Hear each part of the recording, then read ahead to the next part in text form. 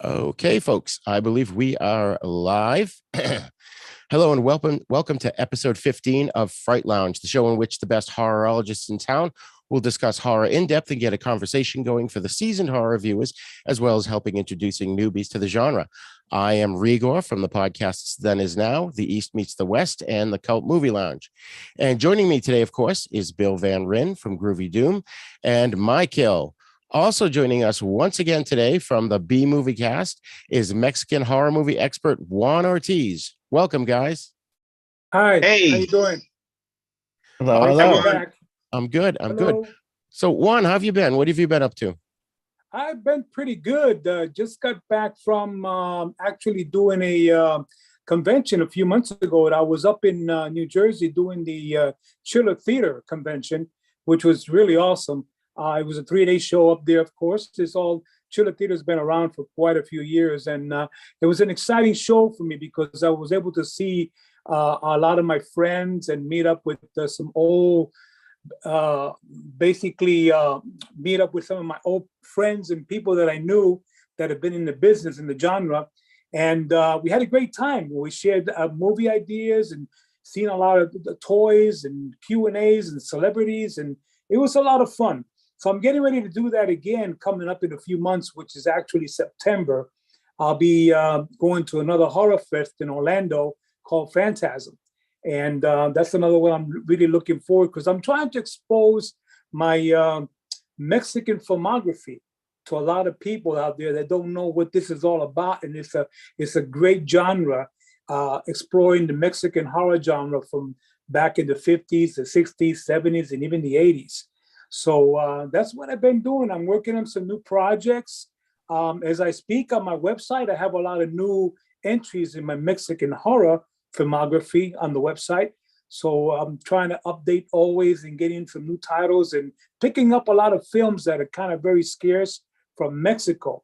I did a trip there last year, and I always go to the places where I know, hey, you can get all the goodies here and meet up with a lot of people. Of course, I had the opportunity to meet up again with Blue Demon Jr., the great son of Blue Demon, who I interviewed about 5 or 6 years ago at the Monster Bash. We had a tremendous interview, a live interview, and I had the honor of the interviewing Blue Demon for that one. So yeah, that's what I'm doing. So I'm trying to get it out there, and a lot of people that don't know about this great Mexican genre of horror films. It's amazing, and not just the old classic ones, but the newer ones too, like the ones we're going to talk about tonight. Awesome. Awesome. And Bill, you got a lot going on. I just pre-ordered your the Blu-ray that you have some stuff going on. You want to tell us about that? yeah, Grindhouse Releasing just put out a fabulous looking double Blu-ray set for 1974 film Impulse, directed by William Griffey, who directed the movie Stanley, Death Curse of Tartu, and he has such an extensive regional horror exploitation filmography. And Impulse was from 74. It stars William Shatner, and it's about William Shatner plays a psycho killer. So it's sort of like a psychological, I don't want to say proto slasher or anything or any of those buzzwords, but it's a really disturbing film. And I contributed one of the special features to it. I did an ad gallery of all the vintage newsprint ads for Impulse when it first came out. And, there was a classic one of characters in a graveyard, and there was a giant tombstone in the shape of a cross, and it tried to make it look like it was a supernatural horror film in the vein of The Exorcist, which was really big at the time, of course. This was 74, 75. And the original ad campaign, though, had a William Shatner focused campaign, which I loved. So it was fun to do that for those guys. Wow, pretty cool. That's awesome. That's awesome. Yeah, I'm starting back up on my Then Is Now blog, which I haven't touched in a while, but I've also got 2 new blogs coming up. One is about the films of John Saxon, and I'm basically going to cover all his genre films, which includes, horror, sci-fi, spaghetti westerns, and action movies, and the Polizio Techie films that he was in. And I've also got another ambitious project, a blog coming up. It's going to take me years to do it, but I'm attempting to watch every horror movie from 1970 through 1979. And each blog is going to be a review of each film. Damn. So those, yeah, that's You got what's a work cut awesome. out for you. So I figured I can balance it. In each blog, I'll just have, one entry a month and just go from there until, Because what you really need is more stuff to do. right. I don't have enough for real. Excuse me. It's funny. All right, folks. So tonight we've got a great lineup for you. We've got 3 Mexican films, all directed by Carlos Enrique Taboada, which are Darker Than Night from 1975, Even the Wind Is Afraid from 1968, and The Book of Stone from 1969. So let's start with Darker Than Night. And the Spanish title, and Juan, tell me if I get this correct. It's Más Negro que la Noche. You get an A for that one there, Roger. You did it. You said it right. That is correct. Más negro que la noche. Awesome. Also known as Blacker Than the Night. And I'm going to read the quick synopsis here, and then we'll dive into it. I'm going to ask you guys when you first saw it and all that stuff. So it goes like this. 4 beautiful women move to an old house inherited from an aunt. As a condition, they must take care of the aunt's pet, a black cat named Becker. One day they find the cat dead. Soon after, Aurora's dead body is found hanging upside down in the library by Ophelia due to a heart attack.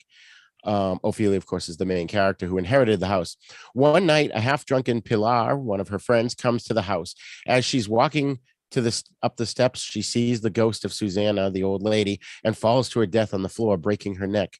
Now, Ophelia and her other friend Marta are the only ones left in the house, and the strange and murderous events continue.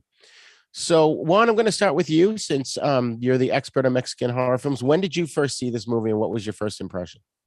Well, I first saw the film. This was quite a few years back. I'm talking like about maybe in 2001 or 2002.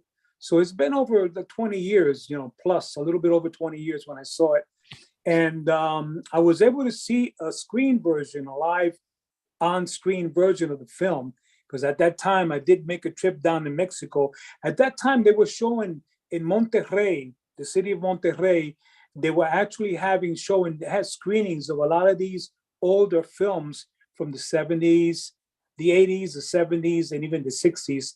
And they were doing a tribute to Carlos Enrique Taboada on his films.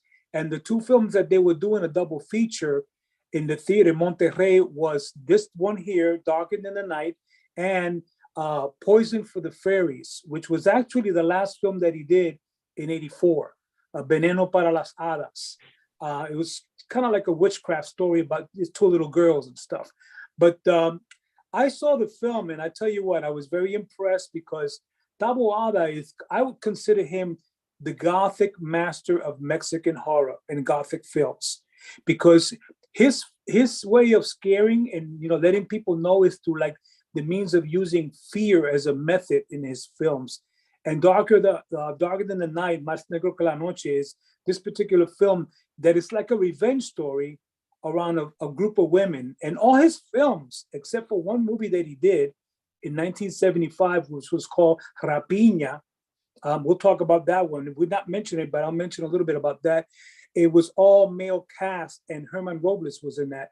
But his films, this movie here, it was basically all female cast. Same thing with Even the Wind Is Afraid, Hasta el Viento Tiene Miedo, all females. And he wanted to use the females and show the fear in them as far as a story of revenge when you do the wrong things and you take abuse or you go and do these things. Now the film concentrates basically in this mansion. It's a Gothic mansion. When I saw it on the screen, I was very impressed because everything in there looked at antiques, a lot of old furniture and everything. But the story evolved with the women, the 5 girls that went to the house. Ophelia, meaning the blonde who was inherited the mansion. It was an inheritance. But the inheritance came with a price, like they said in the beginning of the film, which was the cat. So in order for you to get the complete inheritance, you had to include the cat, which was Becker, the black cat. But watching the film on the big screen, and it was toned right because it had a sense of how would I say, Hitchcock a little bit, because of the darkness, the tense, like psycho type, with fear, and all throughout the film, the moments when these girls were being, they were saying, oh, you know what, we're afraid something's going to happen to us. We keep seeing this, the ghosts.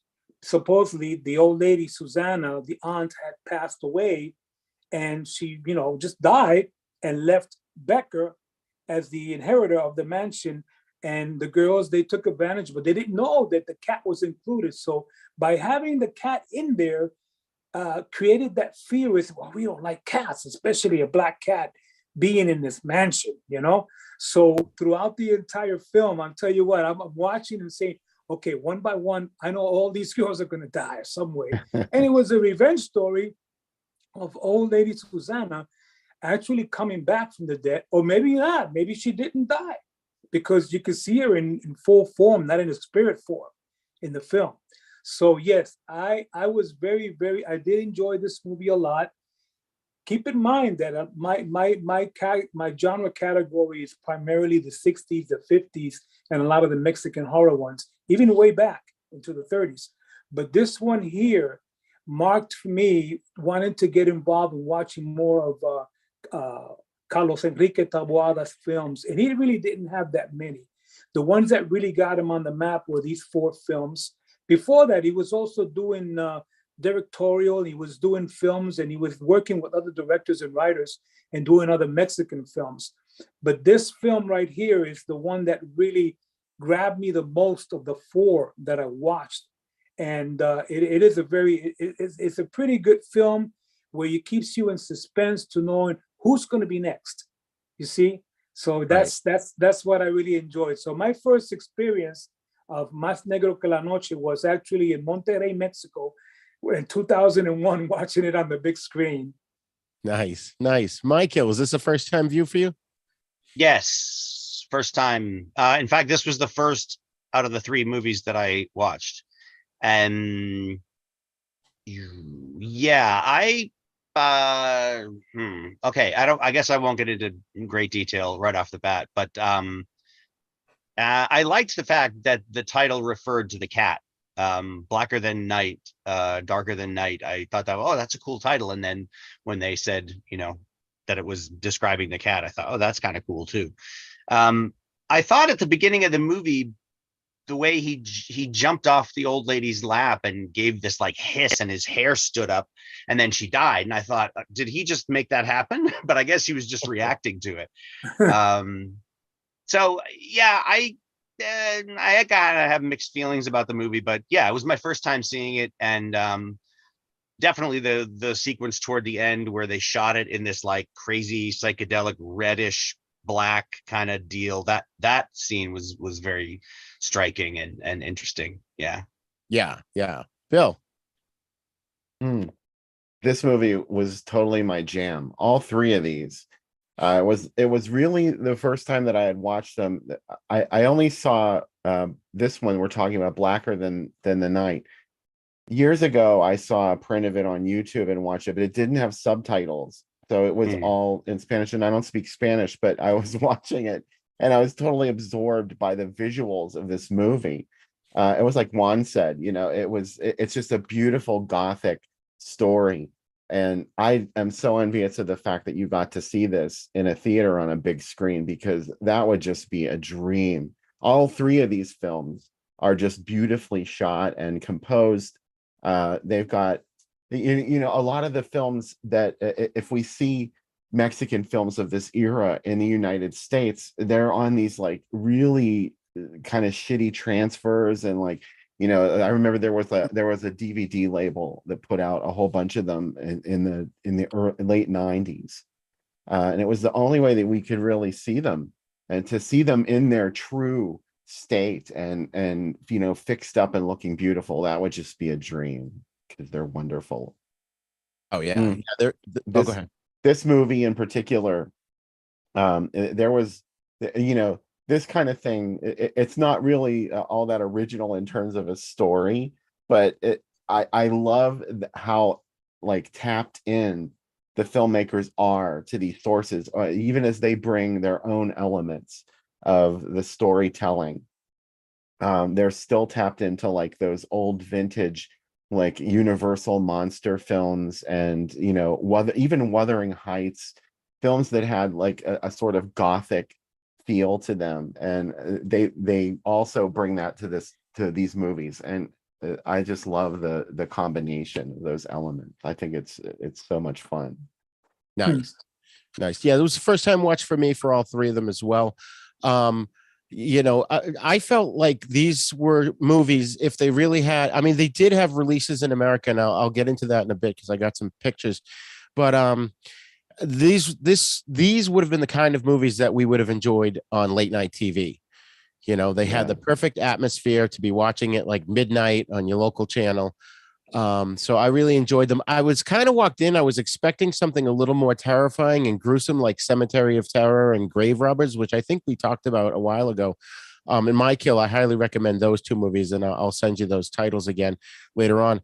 But yeah, I think that he's got a good, Taboada's got a good visual style. And we'll get into that. I took some screenshots, and I actually did find some newspaper ads from them. So actually, why don't I jump over to a couple of the posters now? For me, I feel like the house was like the star of the movie, like above and beyond the story and the characters. Like the house and the way it was shot.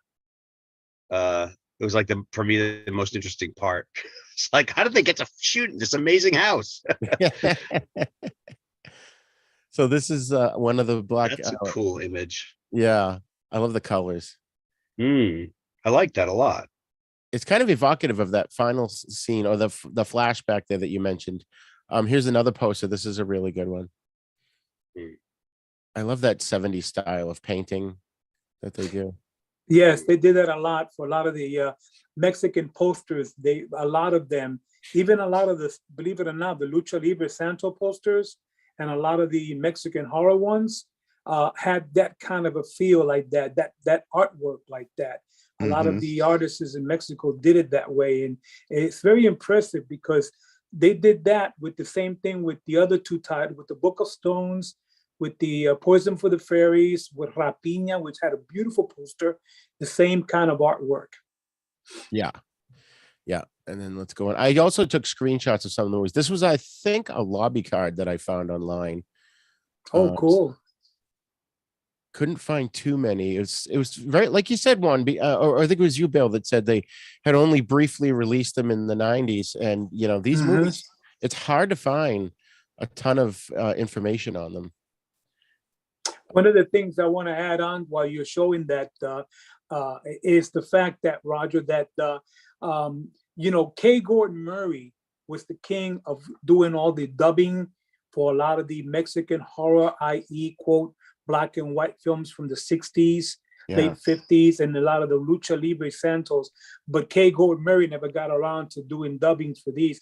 These films were exclusively shot and they were made in Mexico. So distribution for them here in the United States was very, very slim, if not limited, because Carlos Taboada, his works remained in Mexico. And basically that's the reason why these never got around to late night showing on TV here in the States. And if they did, it would be, basically in Spanish. They wouldn't have any kind of English dubbing or subtitling, not until just recently when they got finally released. Beautiful Blu-ray collection got released with English subtitles, and it's really awesome. Right. That's a great shot of the cat. Yeah. That's a screenshot. It took me a while to get that exact shot because he moves fast. I found myself wondering, what did they do? Because you can't train a cat to act. So I was like, what did they do to freak that cat out? For real. For real, because his hair's is fluffed up, his ears are back, the big hiss that he did on screen. I was like, damn. His eyes. Look at his eyes. Yeah. They must have done a dog. Scare the shit out of him or something like I've that. seen it done. Ridley Scott talked about doing that in Alien. Because there's Jones the cat. There's that scene with Harry Dean Stanton where the cat sees the alien behind him and hits it and everything. Well, that's different. Ridley Scott was like, yeah, well, what we did was we had a German Shepherd and we put a board in front of it so the cat couldn't see it. And then when we were ready, we lifted it up and it saw the German Shepherd and hissed. So maybe that's what they did here with this cat. That's Well, okay. awesome. But if you look at it, it's more than a hiss, in my opinion. But okay. Oh yeah, But to get his hair to stand up on end like that, and the way he jumped and turned, like that, I just think that was really authentic. Anyway, yeah. I wonder, in the context of the film, what was the cat seeing? Was he seeing her soul leave her body, or did he just somehow sense that she just suddenly croaked? They didn't show, basically the last moments, all through the beginning of the film. You notice they never showed her face. It was always her. They never showed a woman. They never showed her face physically. They showed her hands in the ring. Yeah. They showed her skirt and her, the way she walked, and she would sit down when she sat down in the rocking chair to do her knitting. I mean, it was all hands. You never saw the actual face. So my interpretation of how she just died of shock, maybe something happened. She had an instant heart attack, and then she slumped over in the chair. And I guess Becker, looked up because he was used to seeing her doing the knitting, or all of a sudden seeing her slump over and die.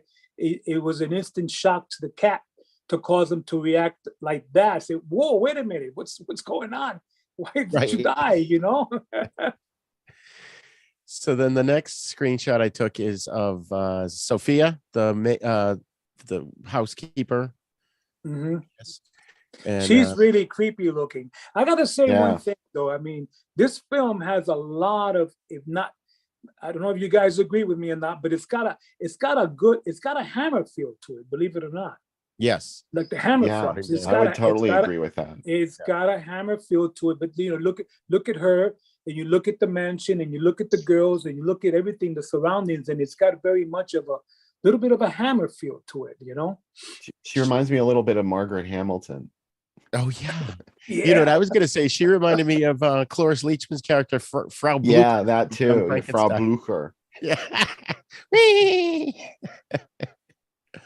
You know what I liked about her character was she was very standoffish at the beginning, seemed like she was very mean, and then towards the end of the movie, she starts to become likable. You start to feel that she's understanding what's going on here, and she's not happy with these girls, getting killed off one by one. Every good haunted house story has to have a scary maid. Yeah. And then here, letting them in. The girl in the center here is it Claudia? No, Ophelia. Ophelia. I was getting my movies confused at one point. Yeah. And that's them, exploring the house, getting there. Oh, so this scene, I wanted to bring this up. I took a screenshot of this. This came from the library. And isn't that the same wolf head from that Lawrence Talbot had in The Wolfman? It looks like it. It does. It looks like it. I was trying. I think I paused it too to try to get a good look at it. I can't tell if it's a wolf or a snake or horse or what. Zoom in here, but it's hard to tell. Could be even a dragon head. I don't know. It looks more like a horse to me, but I could be wrong. A horse serpent. Yeah, it's weird. All right, and then this is what you were talking about, Mike Hill. Where there's a flashback where they're explaining what happened to the cat. I just love that visual, the negative but red and black instead of white. Psychedelic, man. Yeah, it reminded me of, if you guys recall, sort of the end scene of the Dunwich Horror with Dean Stockwell and Sandra Dee. Oh yeah, they kind of did that effect in that movie. That was Taboada's way of expressing. Oh, that's a good picture. Yeah. Expressing what really happened in form of a flashback. He didn't want to show it in actual form, but he showed it like a reverse negative. This is like a film reverse negative. And his flashbacks were shown like that, like in the beginning with the cat and the colorization and how he turns into a red negative type, which is a good effect. It's a good effect in the film because it says, well, now this is how it really happened. But they don't want to show it to you in normal video.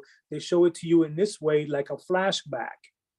And that's what I was going to say. I thought it was very tastefully done. You didn't want to see the cat get killed. So doing it this way, totally exactly blow of watching what happens here. And for folks at home, if you haven't seen the movie yet, this is like Juan said, this is a flashback, and they're explaining what happened to the cat because the girl that we're seeing is Aurora, and the Becker killed her parakeet or her pet bird, whatever kind of bird it was. Canary. Mhm. Yeah. Yeah, and she was pissed off.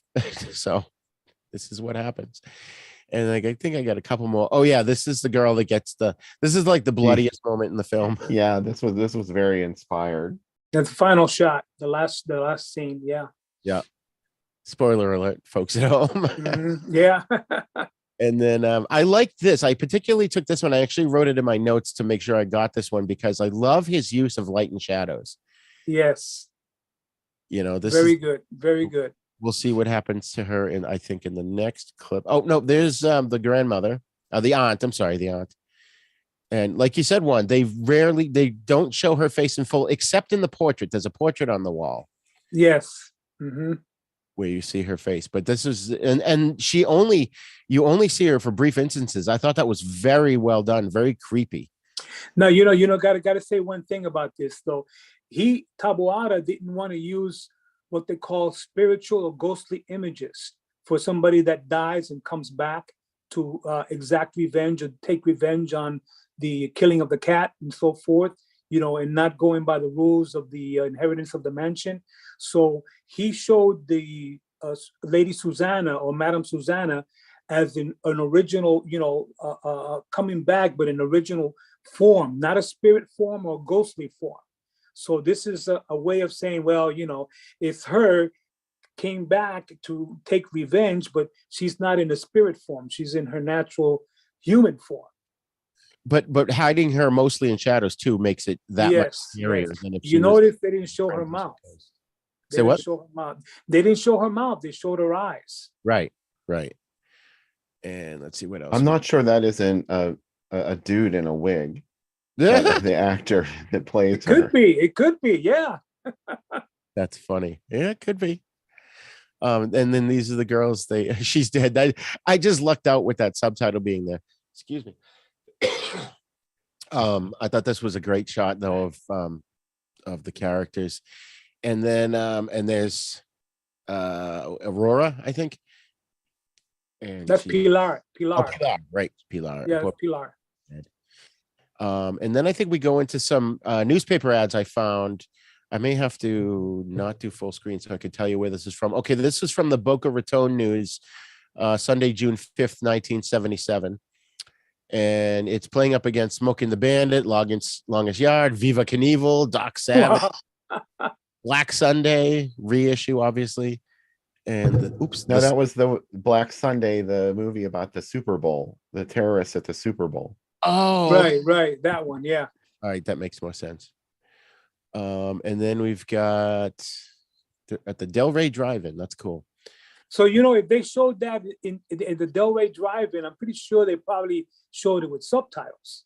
They would have to, not just in Spanish. There was no English dub. Right. It was Spanish, but with the English subtitles. I'd rather watch it that way anyway. To be honest, I want to hear it in the native language because it's more fair to the actors. Yes. That way. Because a lot of those dub jobs, if that actor wasn't very good, then it sort of ruins the whole performance or the audience's perception of it anyway. Yeah, I agree. And then this is from the Daily Breeze, which is Vermont. Obviously it says it right there. And of course it's going up against, this is from December 11th, 77. You've got, look at this one here, Torso, Texas Chainsaw, and Invasion of the Blood Farm. Wow, what a lineup. Beautiful. And not to mention Beyond the Door and Night Child. I know. And these probably weren't subtitled. Mas Negro que la Noche and La Valentina. That's in California, right? It's got to be. Is it in? That's probably California. San Pedro Drive-In says south of Anaheim, so that's probably California. Yeah, more than likely there was not subtitle because a lot of in that region, a lot of the theaters showed the original Spanish films. They showed them in Spanish completely. Yeah. For the audience, because there was a large Spanish-speaking community that lived in that area there. Yeah, anywhere where there was a Spanish-speaking community, there was usually a Spanish drive-in that showed exclusively films in Spanish. I documented a lot of them on Groovy Doom a couple of years ago in New Mexico. There was a drive-in called the Linda Vista, and it was the movies that it got there, it was just insane that these movies played the United States. Like the original version of Demonoid played Wow. that drive-in, and the original version of Survive, which was originally a Mexican film, from 75, they all played the Linda Vista under their original releases, and it's just amazing to imagine that. I love it. Right, right. And you guys are right. I misspoke because the drive-in here is on Vermont Ave, and I just looked it up, and the Daily Breeze is out of Hermosa Beach, California. Mhm. Okay. So that's definitely California. And then this is a TV listing, one of the only TV listings I found from the El Paso Herald Post for Wednesday, September 17th, 1980. And I think, if I remember correctly, when I looked at them, Channel 22 must have been a Spanish station because all the films were Spanish. That and 19 as well in El Paso. Wow. So that is, like I said, one of the few one. That's the only one actually that I found on TV. And then this one here is from the Victoria Advocate, Sunday, May 30th, 1976, where again it was playing with La Valentina. Which one? Do you know that movie? I haven't, or Bill, I haven't heard of that movie. La Valentina is not a horror film at all. It's a drama, more likely. They probably wanted to do it as a double feature with having one horror and one regular drama film. But the Valentina that I'm aware of, it's the one that I'm thinking. It is not a horror film. Okay. And this is Victoria, Texas. Okay. It wasn't common to find a horror double feature at a Spanish-speaking drive-in because, like Juan said, they wanted to do more than one type of film, I guess, to make more people happy. Right, right. That makes sense. You'd think they'd put the scary movie later so the kids would fall asleep. Yeah. The kids are gonna love it. Yeah, that's true. All right, and that's as far as I have on that movie. We can get into a little nitty gritty on it. I was calling it my notes here. So, yeah, I think I just think this movie is really good. Especially, I forget which one of the girls said it. She claimed not to be superstitious, but then she hears the voice of someone calling for the cat, and that scares the crap out of her.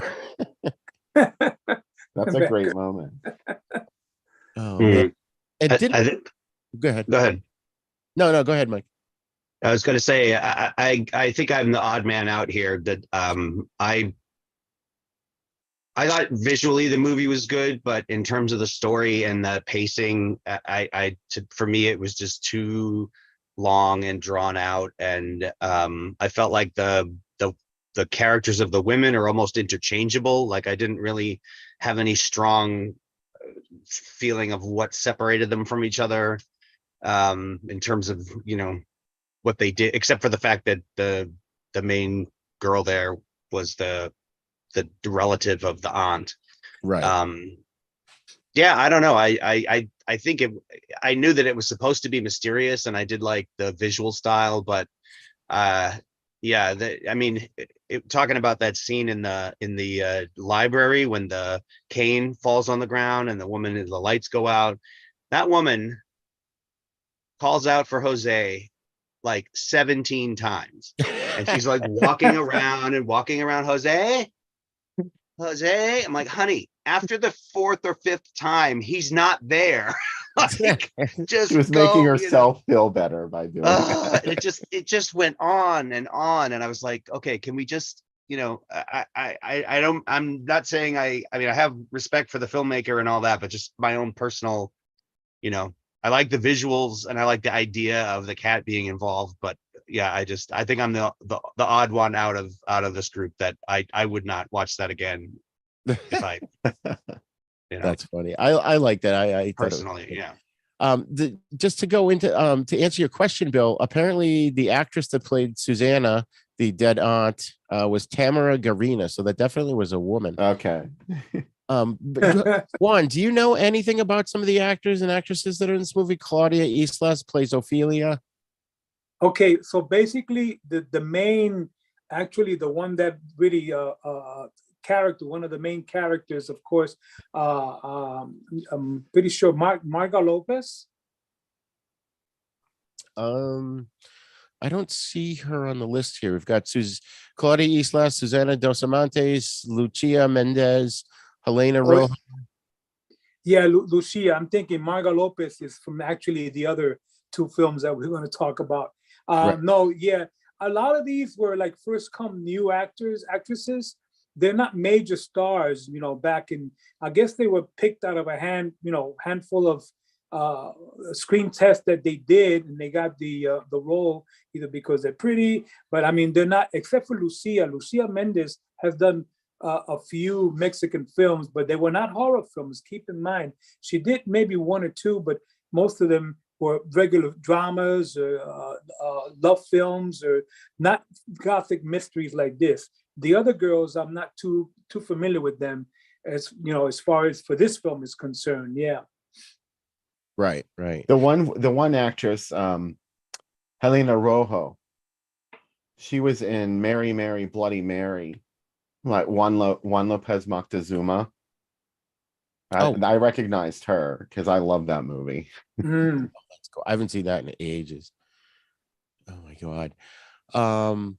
Yeah, so I thought I liked I thought that the whole thing about the cat was the big reveal, and that's with the cat being killed and who did it. I thought that was the big reveal of the film, and that's why the aunt took revenge on everybody. And did you notice that towards the end of the film, the music sounded faintly like the music from the original Friday the 13th? A little bit, yeah. I guess, yeah. Mhm. Pick up on that. Man. All right. So anything else you guys want to say about this movie?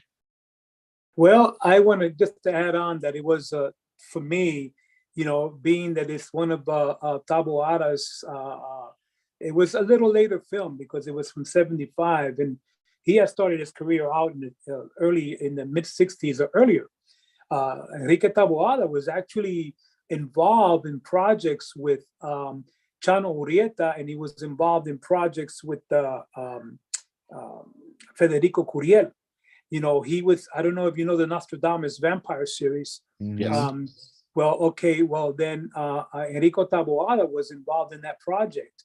He did some writing and some screen stuff for the Nostradamus series, and also for Orlok, which is the Inferno, the Frankenstein, and the monster Frankenstein from hell, the Orlok, El Infierno de Frankenstein, that one too. Now, this is all in the late 50s and early 60s, mind you, before he even went on to do the first film that he did, which was actually the first film that he did in the mid 60s was Even the Wind is Afraid. That was in 67. That was his first field into the gothic horror that made him the master. After that, he could have went on and done many more films, but already he had a big gap between 1975 and in 1984, where after he did Rapiña, he went on to do this film. Rapiña was before this one. And then he took like a 10-year hiatus, almost like a 9-year hiatus, where he didn't do any other films. And then he went on to do one more, which was Poison for the Fairies. But if he would have kept on doing this type of films like this that had this kind of mystery gothic thriller and horror feel elements to it, Hitchcockian type, and like that, he could have went on to do many, many more throughout the entire 80s, even the 90s. But his career was really short, but it was very elusive to me to make him the master of gothic horror for these type of films. Right. Bill, final thoughts on this movie? I was really glad that all three of these movies that these were the movies we were talking about. After I didn't remember that I had seen Darker Than the Night before, because I couldn't remember what the title was, and it was really late sometimes when I watched these movies. But it's getting better acquainted with this director was really exciting because I really like his stuff. So I was very happy about this. Nice. Michael? For me, I think like you guys said, the way light and shadow was used and the cinematography was really good. I think the house was more interesting than the characters. Like the house was the star of the show. And I loved watching the cast because they were all hot. So Yeah. Yeah, that's my I takeaway. enjoyed it. One more thing I want to add on to that. Now he mentioned the cast was real hot. Is basically if you look at the women, it was 1975. It was the beginning of you notice the fashion, the mini Yeah. Yes. skirts and all that. That's And kind the of hair. look at that, and the hair. It was all Yeah. 70s fad all the way, Yeah. Oh, I love that. I love that. I thought that was a great aspect of the film. I really enjoyed it. I didn't think it was terribly scary, but I thought it was effective and it kept me engaged through the whole thing from beginning to end. So I definitely would watch it again at some point. I loved the Great. print on Tubi was just beautiful. Mm. They have the Spanish versions are pretty much really nice prints, because you're getting them the source material is either Mexican material source where it's in Spanish, but the ones that they had with the English subtitles were really grainy, bad, washed out, blurry prints of the film. So they didn't really have an excellent print on YouTube or Tubi of this film with the English subtitles. So you need to get, I don't know, you guys, this is a spoiler. I don't know if you guys already have the box set of Carlos Enrique Taboada, No. or you don't? Can Can I do a little thing now, if you don't mind? Go right ahead. I'm not going to spoil anything, right? No. Okay. Because sometimes, we're real particular about, promoting companies and things like that. I always, you got to get permission and stuff like that. But as long as you don't mind, No, go ahead. Please do. I'm going to show you this. You guys got to get it, okay? And I'll tell you the company that has it, if that's okay. I'm going to pop it up here. Oh, wow. And can you see that? Yes. Okay, it says the Gothic Mexican films of Carlos Enrique Taboada. And this artwork, you see there's the cat right there. And then, this is Ignacio Lopez Tarso from Rapiña. And then it's got the other ones from the other film, The Poison from the Fairies. And on the backside, it's got a picture. Ooh. This is the artwork. Now, this is a slipcover edition, guys. A Wow. slipcover edition, because it comes out, and this is what's inside. You got that. You turn it around, and then you have this artwork. Okay, and it's a Very slipcover cool. edition. This is a Blu-ray special edition. You have to get this one, and it's exclusive from Vinegar Syndrome. Oh, cool. Oh yeah, I'm going to add that to my list right now. and there's the Blu-ray right there. I'll show you. No spoilers. And there it is. Mm. The only thing that you're not getting is the Even the Wind is Afraid, and the Book of Stone is not in this collection. He has the other three. He's got Rapiña. He's got Darker Than the Night, and then he's got Poison for the Fairies in this collection. So this is a must-have if you like the films of Carlos Enrique Taboada. I highly recommend you guys getting this box set. It's got some nice special features on there. A little history on the three films, a little background history on Carlos Enrique Taboada as a young man growing up and going to school to learn how to direct and write and doing his screenwriting. So it's a pretty interesting set. It's a limited edition collector's set. So highly recommended. If you enjoy the films, you would like to have the set. Absolutely. Well, Juan, do you know why those other two films are not included? Is there any, was it a different production company or anything? Or it has to do, yes, it has to do with the company. Taurus Films was the one that did the Even the Wind is Afraid. Mhm. It was Taurus Productions. So Taurus Productions wasn't really, Vinegar Syndrome got the rights to put the film on Blu-ray, make beautiful prints. These are the best prints around, with English subtitles, of course. They're Spanish. They're not dubbed, so you're not going to get English versions with any of these. But that's the reason why they put those three on there. Now, not to say that maybe there'll be a volume 2, another box set with the other films. with the Book of Stone, Even the Wind is Afraid. Though I got to say, Even the Wind is Afraid is already available on Blu-ray. Yeah, I was going to Okay. say, because Sam Panico was really excited about Even the Wind is Afraid being available on Yes, Blu-ray. That's yes. one of his favorites. It is available on Blu-ray. You can pick it up virtually anywhere, and it is available on Blu-ray. So that one alone. But the Book of Stone hasn't got yet an official release. It's still in the works of getting it. So I'm hoping that if they do another volume 2 of Carlos Taboada's set of films, I'm hoping that the Book of Stone is one of the ones that are going to be included in there. Yeah, we'll get into that when we talk about the movie because the quality I had issues with. So do we want to take a break or move on to the next film? We can move on to the next film. on. I don't know. You guys, up to you. If you want I'm to take good. a break. Okay. I'm fine. I'm fine to move. Yeah.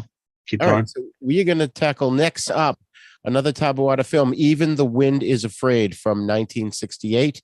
And I'm going to try this again, Juan. The Spanish title is Hasta el viento tiene miedo. A+ on that one. And it's from 1967 there, Roger. Oh, 67? Okay, I had... Yeah, 67, yeah. 67, maybe it was the year that the film was done and shot, but maybe it didn't get released. Released until 68. Yeah. Right. Mm-hmm. Also known as The Wind of Fear. But I think Even the Wind is Afraid is a great title. I love that title. And she says that line in the movie. The girl says that. Yeah. There's a lot of wind in this movie. By the way, in the Darker Than the Night, okay, they also say that in the film. There's a tagline in there where the girl says "Más negro que la noche" towards the end of it, because Taboada wanted to use. It was a way, like Hitchcock does this thing where he appears on his films. Well, Taboada uses his tagline for his titles in the film by the actors or actresses mentioning the title. So yeah, you'll see that throughout all his films. Somewhere along the film, this title will be mentioned. Yeah. So let me give a brief synopsis of Even the Wind is Afraid, although it's not as brief as the last one. But the story goes like this. Excuse me. A group of students in an exclusive college for women led by Claudia decide to investigate a local tower that has figured prominently in disturbing and recurring dreams she's been having. The dream also features a hanged woman's body. They are suspended from school for their antics, but Claudia learns from one of the female staff members that the person in the dream is a student who killed herself years before and that the teacher has seen her ghost. Andrea, the young woman who committed suicide in the tower, haunts the women's college, seeking revenge for her terrible tragedy. When Andrea attended the college, she learned that her mother was gravely ill and wished to be excused from school to visit her dying mother. When Bernarda, the principal, forbade her to leave, Andrea became distraught and overcame with grief. In a manic episode, she decided to kill herself in the tower after the news of her mother's death. Andrea now swears revenge and won't rest until Bernarda pays for what she did to her. So I'm going to ask once again, Juan, when did you first see this movie? Okay, I saw this one. Actually, I have this one. I was able to get a very nice copy of it, a DVD with English subtitles. Okay, I ordered it from one of my sources down in Mexico, and this was the first time for me. Was around 90, I would say 98 or 99 was when I first saw it. And again, because I had watched the other one, the other films, and I had just an intrigue for Carlos's films, and I said, wow, this was his first film. So, being his first film, you want to see, again, the involvement of women, because it's basically all females. You got a couple of males in there, but mostly the story is centered around a group of females, like Darker Than the Night, a group of females. So, and I enjoyed the film. Again, the tagline and then the atmospheric, the way it was, to me, the thing of the wind, because I was saying throughout the entire film, every time they go outside, the wind is like, it's like, man, this is a nonstop wind throughout the whole movie. It's like, wait a minute. But of course, it's at night. During the day scenes, you don't see that the wind whoosing and whooshing or nothing. But it's only, everything is at night. They open the door and there's the wind.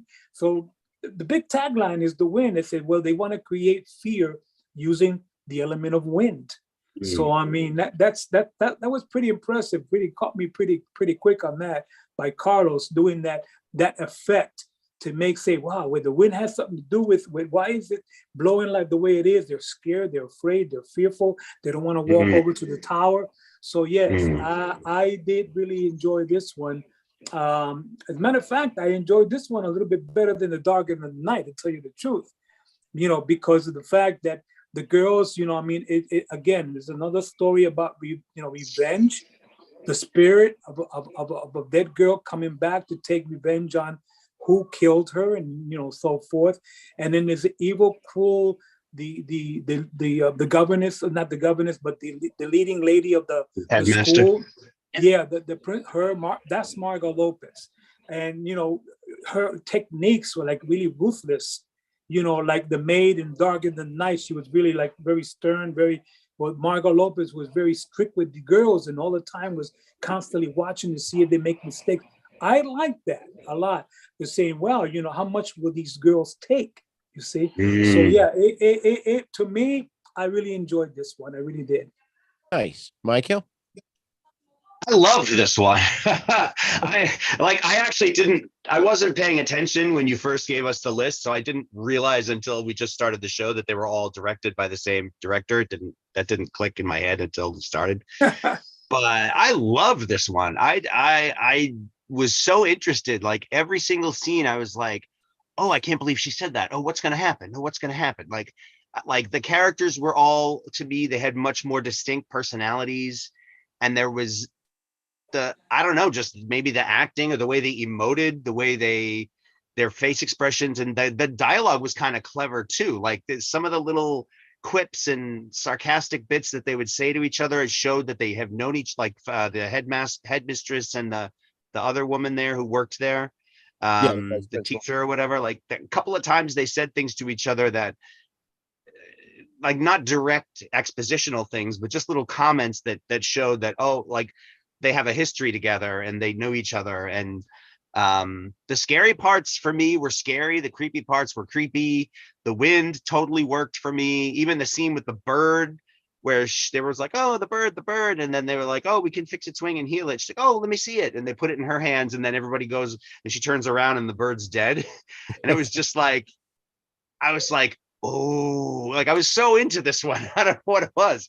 And then like she, when Claudia sort of falls and seems to die, and then that woman goes into the room with her where she like pulls the sheet back to talk to her face, and then other things happen, and I was totally like, like when I'm really into a movie, I talk to the screen.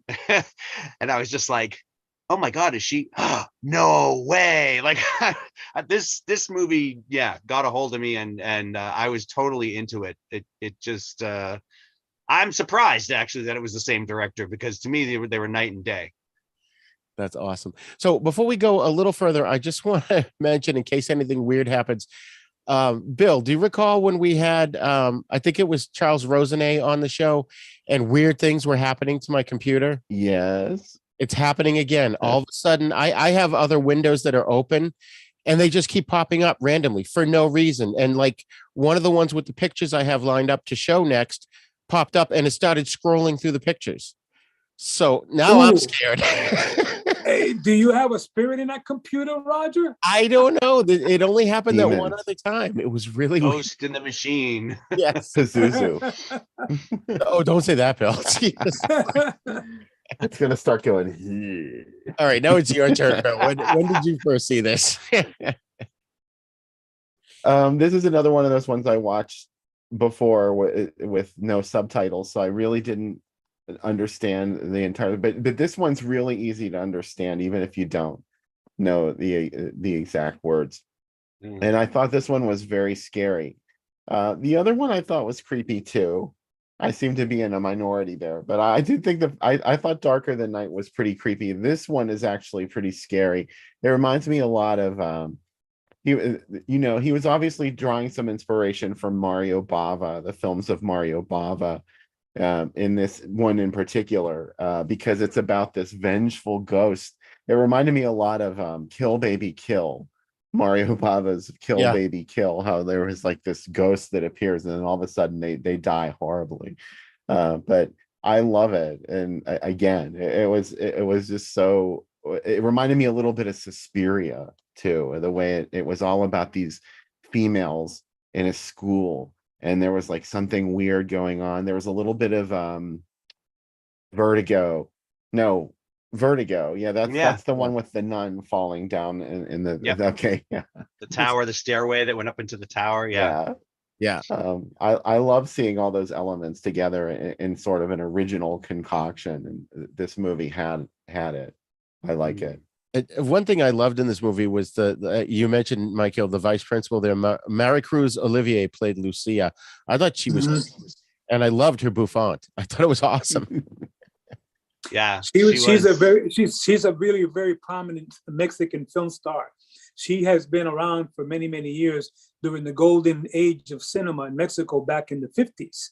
She was actually doing films as a younger woman throughout the 50s, and she's been in she's westerns. She's done a couple of other horror films too, but Maricruz Olivier is a very prominent Mexican film star, along with Margot Lopez. Now, Margot Lopez she was like a trademark name in Mexico. Her films mostly romantic dramas.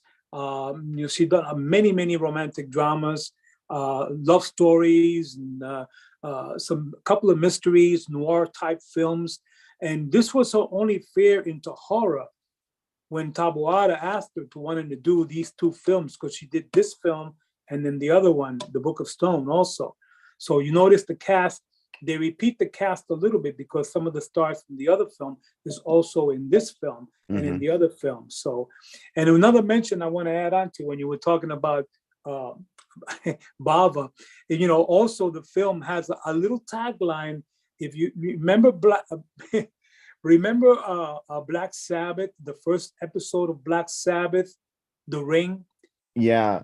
That's like a revenge right there when she dies and she takes the ring and then she follows her around the house with her hands. Very similar to Darker Than the Night, the same way, but she's following around with the cane. You know what I mean? It kind of flashed a little bit to that, Right.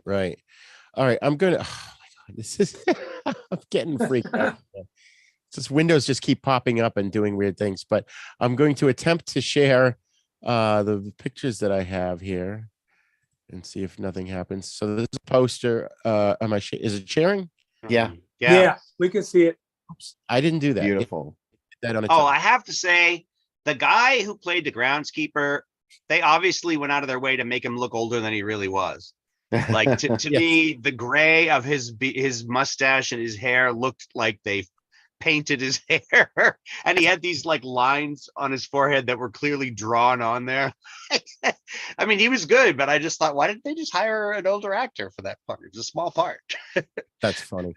Notice this thing keeps switching to the second picture, and I have to keep turning it back. Yeah. Wow. That's a great. Stop saying that. It's pretty much the same, like I was mentioning before, Roger, the same type of artwork from the Dark of the Night. If you notice, it's got the same pastel colors. The way they did it is very nice oil color to them. That's awesome. That other one, the second one, that's fantastic. It wants to be shown. Just go with it, Roger. Go with it. I mean, that is an awesome. I would put that on my wall. That is a really cool poster. Yeah, that is awesome. So can you go back to that first one again, Roger? I'll try. There we go. See if it's all right, so just a real quick add-on to this. Oh, okay. But anyway, add on to this poster here, basically on the artwork. But if you look at the tower and look at the spirit, like the ghostly spirit that's on top by the window there, sort of like Llorona, like a Llorona type spirit. Oh yeah. You see that. But in the film, in actuality, in the film, when Claudia fell to her death, okay, you figure she's dead. So what would make her come back alive if the spirit of Andrea goes into her body and brings her back to life to exact her revenge? That was another thought too, that would say, wow, that's pretty cool the way they did that, to have that in spirit form, because in the movie, the Andrea was actually, again, human form. He was not a Right. ghostly form or a spirit Didn't form. look like a ghost, right? Right, exactly. Yeah. And I love the little bits of dialogue, like when the guy's putting a new padlock on the thing, and Yeah. he's like, "Oh, nobody will get in here this time." She goes, "Oh, that's what you said before." And he's like, "What? Right. You weren't here before." Yeah. Which I have that in my notes because that's Andrea talking. Right. Through her. Yeah, Yeah. it is. That was It 5 is. years prior. The Uh, beginning of the film is very shocking. That's the opening shot of the film. Yeah. They go right to it. And it's like, whoa, wait a minute. It's like, they show you the scene right away. And supposedly that's Andrea hanging there. And it's like, Claudia, look at me. I'm hanging. I'm dead. Exact my revenge. Complete my revenge for who did this to me. And it's way. And right in the beginning of the film, it's like, this is the first scene in the film. It's like, whoa. And I Very love impactful. that you see the feet hanging and then the silhouette, the shadow That's on the very wall. cool. Yeah. Welcome. The composition of this shot is really, really great. I didn't actually take that screenshot. I found it online, but the next The one. doctor in this, I'm sorry, I'm throwing out random thoughts here. The guy who was the doctor in the movie, he was the most useless doctor ever. Yeah, for real. Like they just talked to him and he's like, "Oh, so how's she doing?" They're like, "Well, she's not dead, and blah blah blah, but we're a little worried about her." And he's like, "Nah, she'll be fine. Don't worry about it." That's why you only see the doctor in the very beginning of the film. After this scene, you see the doctor and Maricruz Olivier walking out of the office there, and then you don't see the doctor again to the end of the film. Yeah. Right. And he talks about the fact that she doesn't have any broken bones or anything. He's like, "Well, that's unusual. She fell from that height." I'm like, he's not even in the room with Claudia examining her body. He's just talking about her as if, like as if he hasn't even seen her. He's just like, "Oh, well, she'll be fine. At least she's not dead. Okay, bye-bye." Tell her to walk it off. You're useless. What the hell? All right. And then we've got 3 of the girls. Here's Claudia. And I forget their names, these 2. Yeah. I think the uniforms were kind of cool. The one in the middle is the one that says the title of the movie. Right. Yeah. They're all looking out the window and she goes, Out the "Even window. the wind is afraid." Yeah. And it wasn't cheesy the way they did it. It worked. Like in that, the way they were all looking out the window and commenting how they were getting really scared and something's going on. And just even though it was like a direct statement of the title, it worked in the conversation. It wasn't like, oh, they just threw that in there, Right. It wasn't corny. It was good. And this is the whole group of them. This chick here, I think, is Kitty. Quickly, and she's like sort of the rough and tumble one of the group. She's the one that, oh God, God forbid she might dance. Strip teaser. Yeah. I got to mention one thing about all these lovely ladies. Okay, I mean, Mexican women back in the '60s were beautiful looking women. Notice the hairdos and the hairstyles. Love it. I mean, they were very, very unique. Mexican women in the 50s and 60s. That you take the beautiful Lorena Velasquez, who was Miss Mexico and ran as a prominent for Miss USA. She had the same kind of the hairstyle like Vicky and Claudia a little bit. So they had these pompous hairdos and made them look very, very attractive. And so that way they had a great appeal. Mexican women of the 1960s and 50s were awesome looking women. That's all I gotta say. I agree.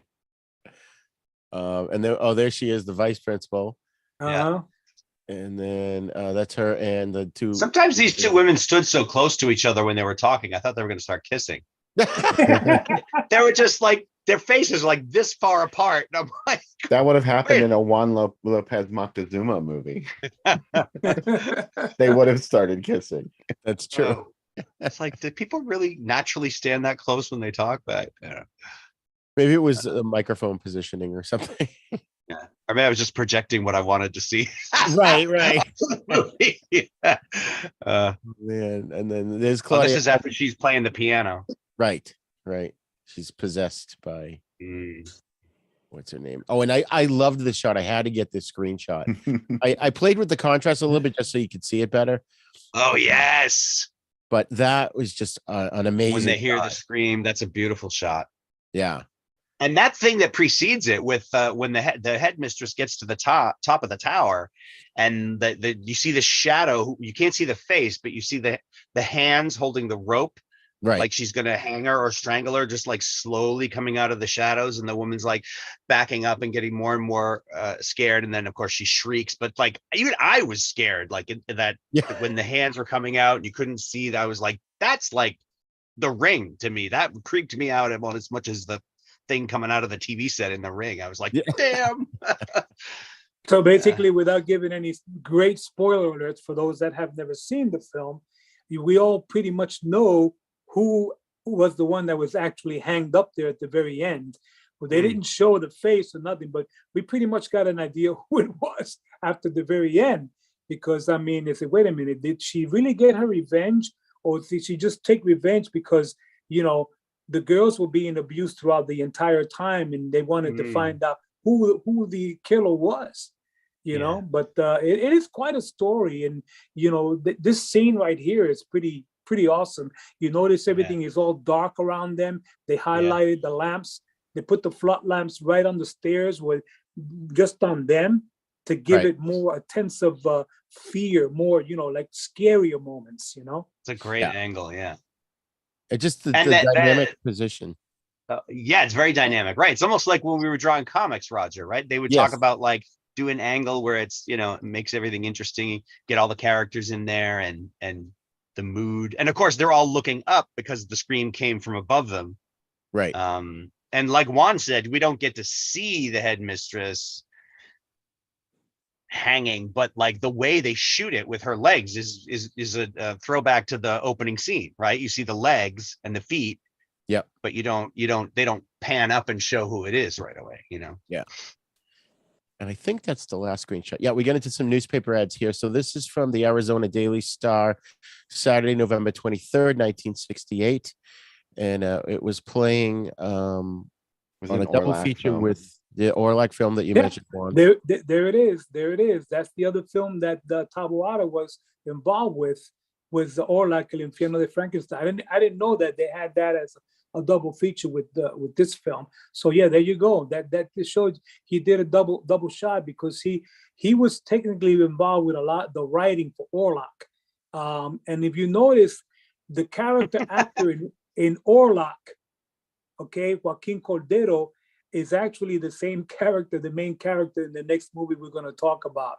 So there you go. Again, he's using, you know, he grabs the stars and wants to repeat and use them in other films that were very good. But if you don't have Orlac, Roger, the Hell of Frankenstein, that's a must-have. It's a great film, really good, black and white, creepy film. Yeah, I'm gonna have to check that one out. I love how it says it's a horrible nightmare. Look near the top. It says a film with horror and mystery, nerve-wracking.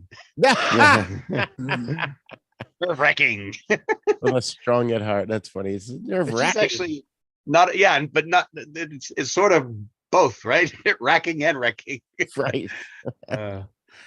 And then we've got from the Arizona Daily Star again, Sunday, February 18th in 73 at the Cineplaza.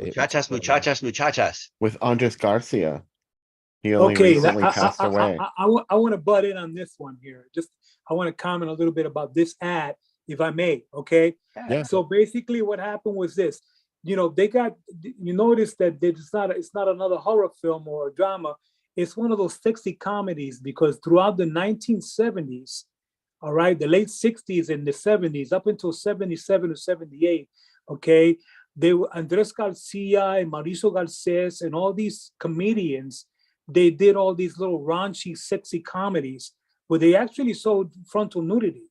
Most of these films, there were so many of them, and Taboada wanted to concentrate on making more horror films, gothic.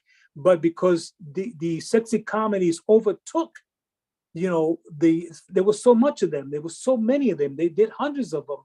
So it kind of like, it was a turnoff. And he just says, well, that's why he had that. There was that hiatus where he didn't do anything between 1975 up until 84, because the sexy comedies, all these sexy comedies took over in the screen with Andres Garcia, Marisa Garcia, all these actors these were all nudie cuties, like real soft porn type Nudie thing. cuties. Yeah, Yeah, nudie that's what cuties. they call That's what they were. So they, Oh, really? they That's what threw they were that called? one Oh in my there, God, that's great.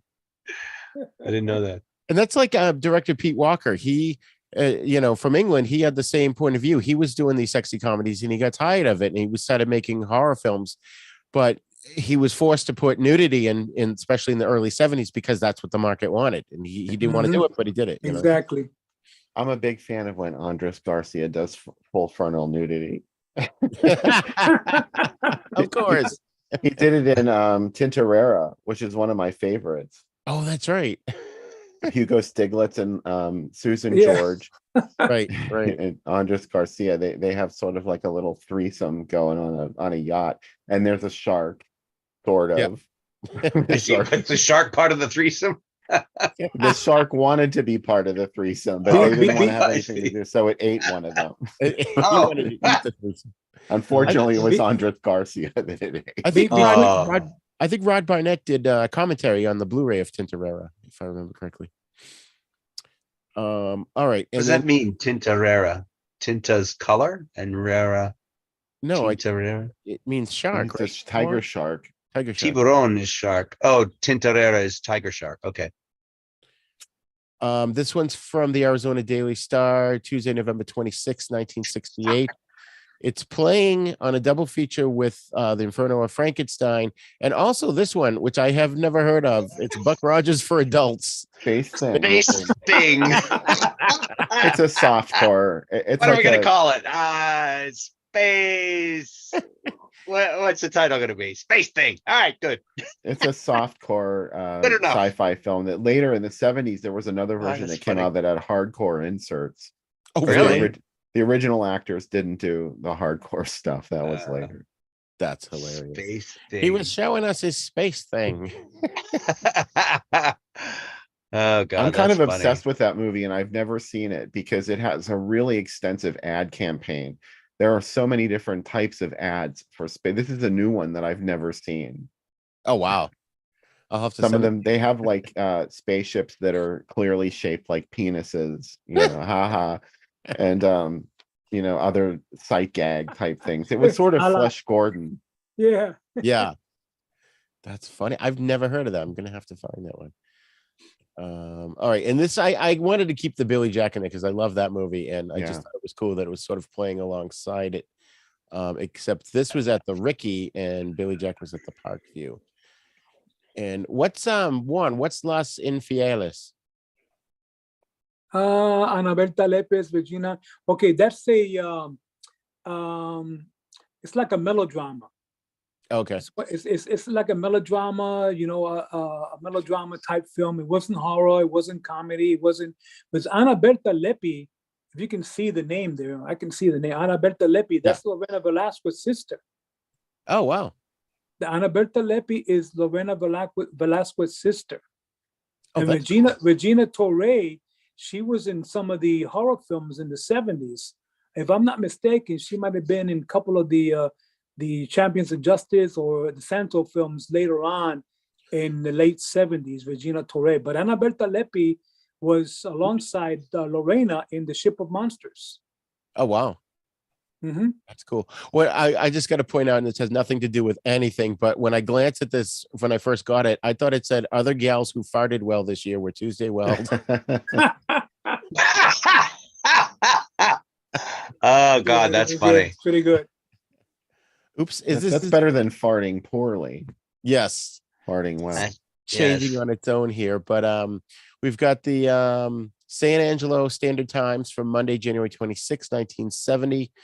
And there it is playing there with Fantasmas Berlones. But that sounds familiar to me. Okay, I'll add on to that.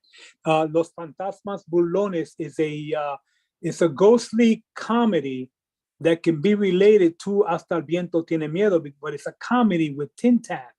It's actually got Tintan, and it's got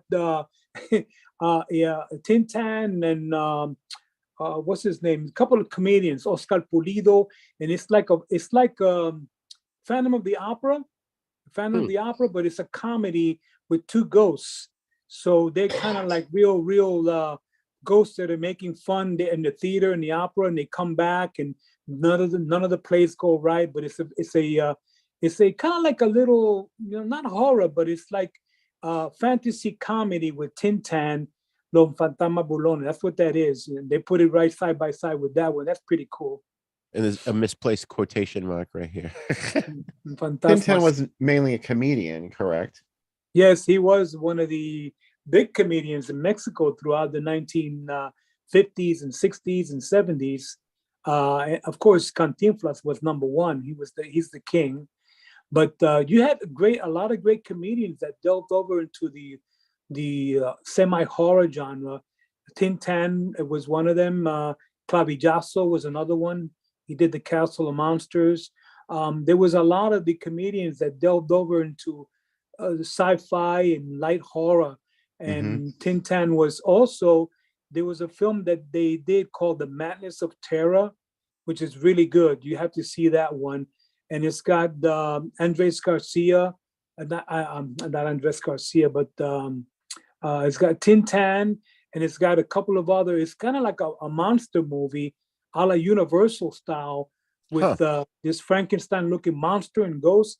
But it's called the Madness of Terror is the name of it, with Tintin. And he's really funny because he was also in the movie of The Face of the Screaming Werewolf with Lon Chaney Jr. Yeah. Right. That was Tintin.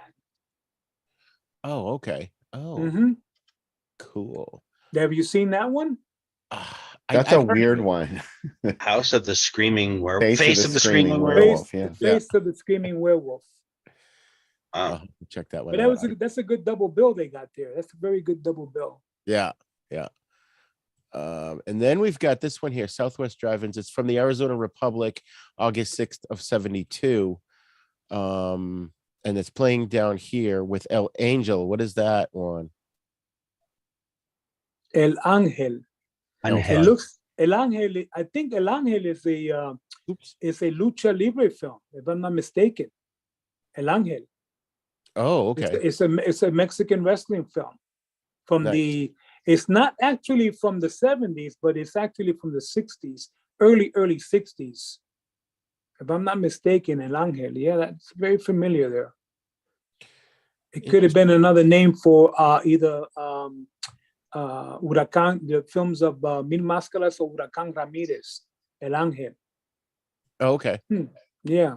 All right. So I just got a question here. All right. So we've got Alfred Hitchcock's Frenzy playing with the Great Northfield, Minnesota Raid. Then you've got on a Northern Drive-In, you've got The War Between Men and Women plus How Sweet It Is. Then at the Acres Drive-In, Held Over Fourth Big Week, exclusive first drive-in showing, plus Dirty Outlaws. Well, what's the movie that's held over? I know, right? Did they forget to put the film in? It might have been Even If the Wind is Afraid. I don't know. That's a good point. Yeah. Oh, Big Dollhouse is playing. I feel like, yeah, they got so many phrases in there, like trying to get the people excited about it, that they forgot the title. Well, look at Prime Cut with the B feature, The Dead or Alive.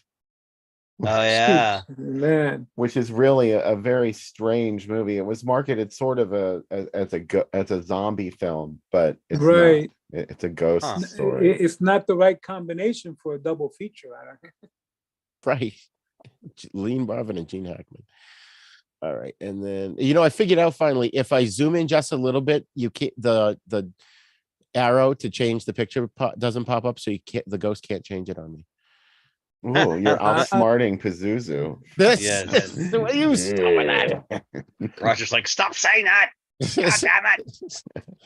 All right. At the this is from the Austin American, Saturday, June 8th, 1968. And I love how it's like Spanish movie, and The Rare Breed. That's Jimmy Stewart, ain't it? That's a Western. Well, it's got Luis, or is that in this movie? Luis? No. The Rare Breed Right. is a American Western with James Stewart. Yeah, you're right. Jimmy Stewart. It's from the 1950s. But I got to tell you that if these movies were all together, it's really a crazy mixture because Ando Volando Bajo has really nothing in conceptual to Hasta el Viento Tiene Miedo, unless they wanted to throw it in there because it has something to do with the wind. He's flying low. It says Ando Volando Bajo. I'm flying low. And I did see that film, by the way. It's a it's an aviation film with Luis Aguilar and Lilia Prado and Pedro Armendáriz. It's about, believe it or not, this aviator who flies and sings songs throughout the entire movie. So he's flying his plane and he's singing Ando Volando Bajo. Throughout the whole film, you see him and Pedro Armendáriz. They're back and they're like, it's like a Western musical, and nothing in comparison to what the main feature, if that's the main feature, is. But anyway, that's kind of like a rare ad. Yeah, a rare $1.50 per carload. Wow. I know, huh? Oh my gosh. It seems impossible, right? Yeah.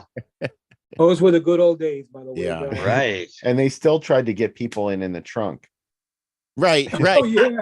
How people would hide in the trunk all the time when Yeah. they went to the drive-in. Yeah. Well, I mean, I think that for the amount of income people were making at the time, $1.50 back then is probably similar to $10 or $15 today, you know. I would agree, yes. We got more here. This is from the Brownsville Herald. I'll have to look that up. December 15th, 1968. And Auto Cine Ruenes. So that must be a Spanish drive-in that you were talking about. And, yeah, it says tres películas, 3 movies. and it's got Rachel Welch in 1 Million Years BC. Rachel Welch. Rachel. Well, maybe that's the Spanish version of it. I mean, you know, it's Welch with a CH. I tell you what, Raquel with a Q. it doesn't add up, man. A Hammer film with the Western, because No.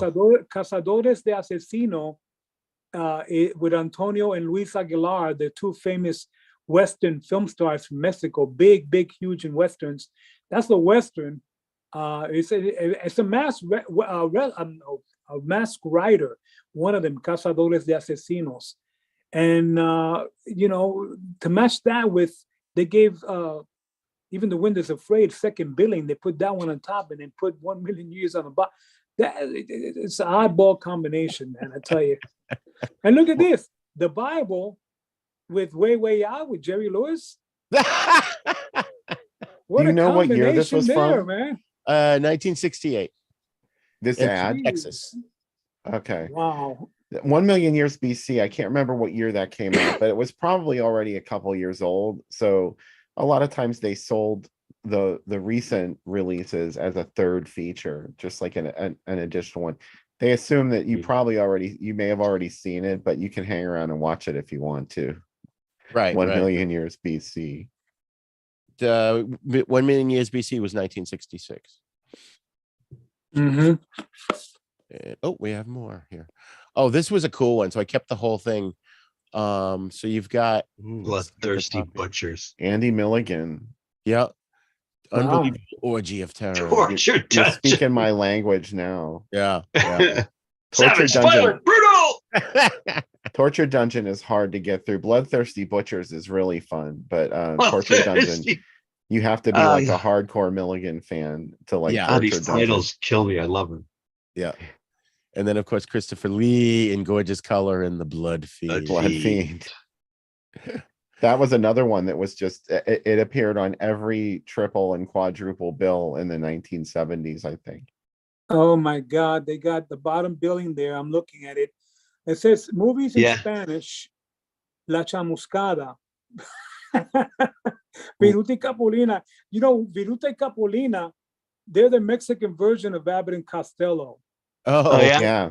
Yeah, those 2 guys is like Viruta y Capulina is like the Mexican version of Abbott and Costello.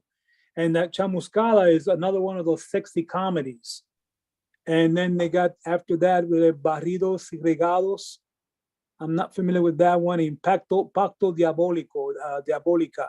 So again, and then it says starting Sunday is Even the Wind is Afraid. So they just threw that in there because if you look at the top 3, they gave real good billing to Blood Fiend and the other 2 movies, and then they put in real small words on the bottom with no pictures or nothing. They just wrote it in, and even The Wind is Afraid is the last on the very bottom, starting Sunday.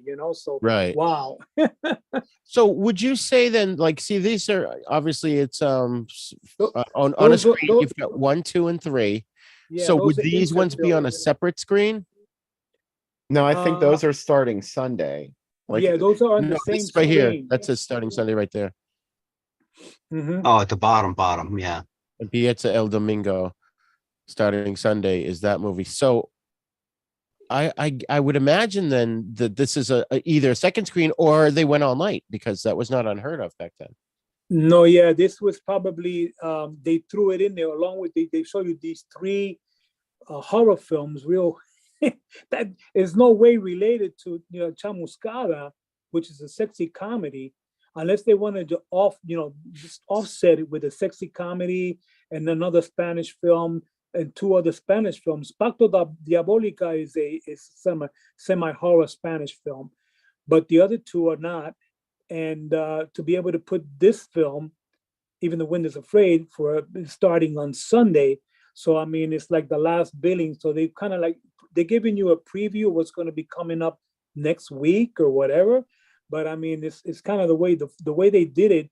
The two movies that are there, Chamuscada and the Barridos, and those three are actually being shown along with the other three features. So they would show the three horror ones first, and then show you the other three afterwards to break off that horror twist and kind of change it up a little bit, if you know what I mean. Pacto Diabolica sounds like a horror movie. It is a horror movie. Andres Garcia is in that one too. Yeah. Oh wow. It is. Yep. So is John Carradine.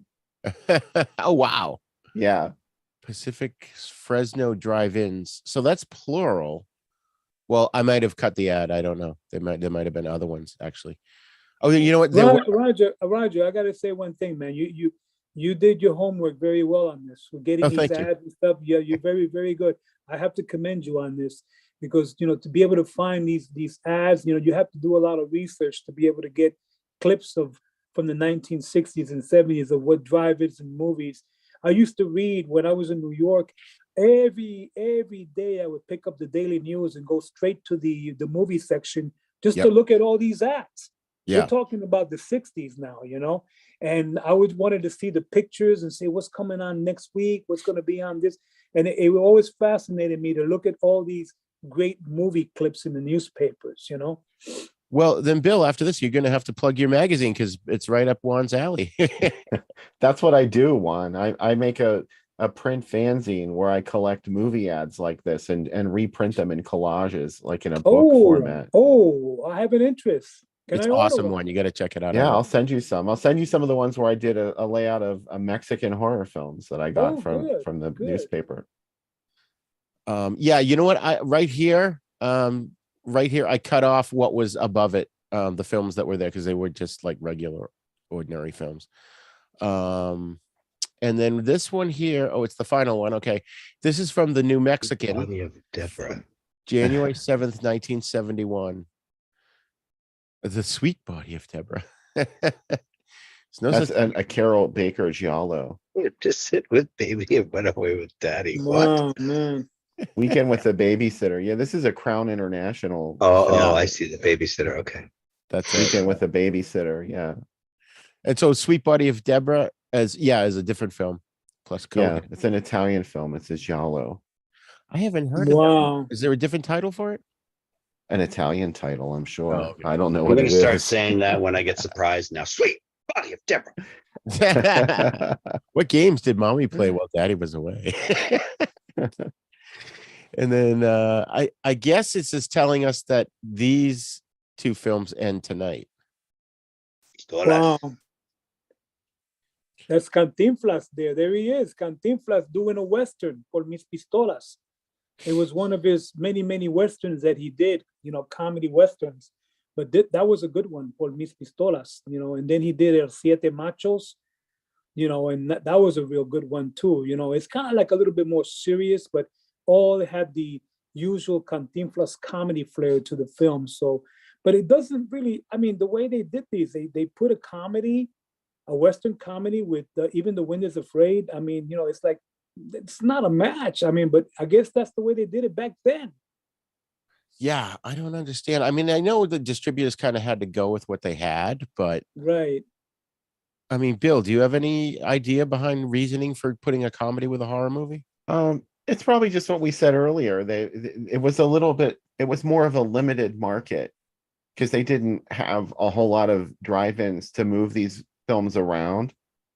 So Right. when you had an outlet like a Spanish language drive-in, you had to program it with a more varied, selection of films. You couldn't just always do horror films, or even on one night.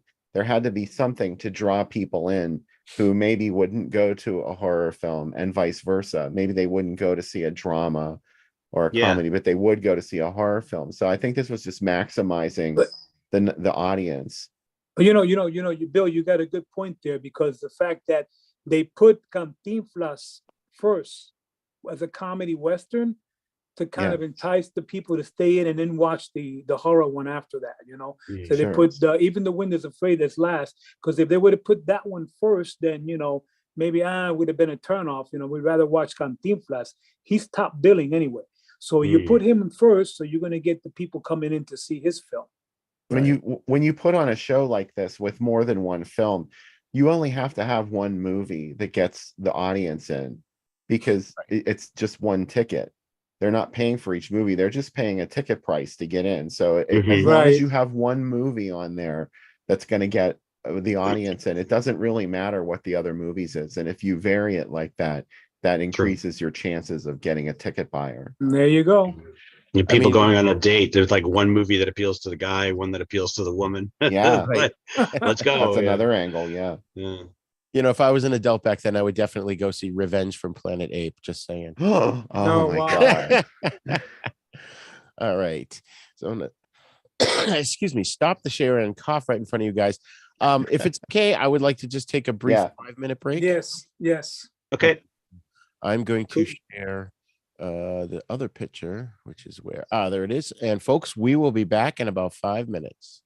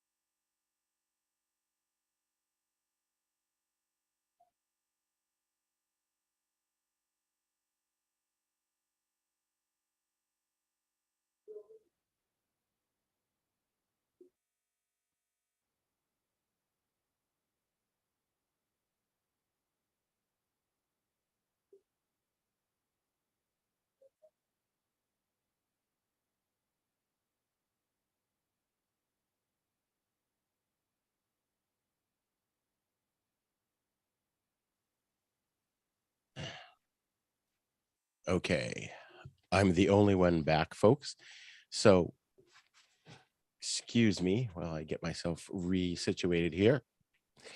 And yeah, so I've got these two blogs coming up and I'm looking forward to it, especially John Saxon. That the John Saxon blog is going to lead to a bigger project that I have in mind, but I'm not going to announce it yet because to see if it actually happens. Um, but he's one of my favorite actors. So if you haven't seen any John Saxon movies, I think folks at home, you'll probably remember he was the dad in the original Nightmare on Elm Street. And he's really good in that. Even though he's got a small part. So yeah, so that's that. And of course, now I'm gonna have to. Oh, there he is. So Juan, I'm back. I was just talking to the audience about my blogs, and I was just going to tell them I'm going to have to blame you for adding more work to my 1970s horror films blog because I've got to make sure I've got all the Mexican films listed. I know there's a few Italian films on the list, and some Spanish horror, I think. So I've got to double check now and pull those in as well. Hey, listen, if you ever want me to send you a list of what my filmography is, I have a lot of Spanish horror films too from Spain, quite a few. Oh, okay. And I do have more Mexican horrors that are, like this, but more from the 60s. Yeah. In the early 70s. So I mean, a lot of them. There's so many of them, but I mean, only top favorites. I have like the top 100 on my list that I have. That I go when I do the shows. I bring a lot of these rare ones because the people that have never even seen these films, So right. I try to do that a lot. But I'll keep you posted and maybe send you a list of maybe the top 25 that might grab your interest for down the road. If you ever want to do another show relating to any of these, then we can do absolutely. it. Absolutely. Yeah, definitely. Mm-hmm. And we just like having you on and hearing you talk about this stuff. Yeah.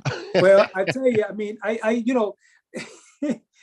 a lot of people, I do Monster Bash, I do Chiller, I do Monster Palooza, I do a lot of shows, and everybody knows me as the Mexican, believe it or not, the Mexican Robert Osborne of horror films. Nice. Robert Osborne was the great historian on TCM that passed away a few years ago. And, I love TCM. I watch a lot of classic films too, don't get me wrong.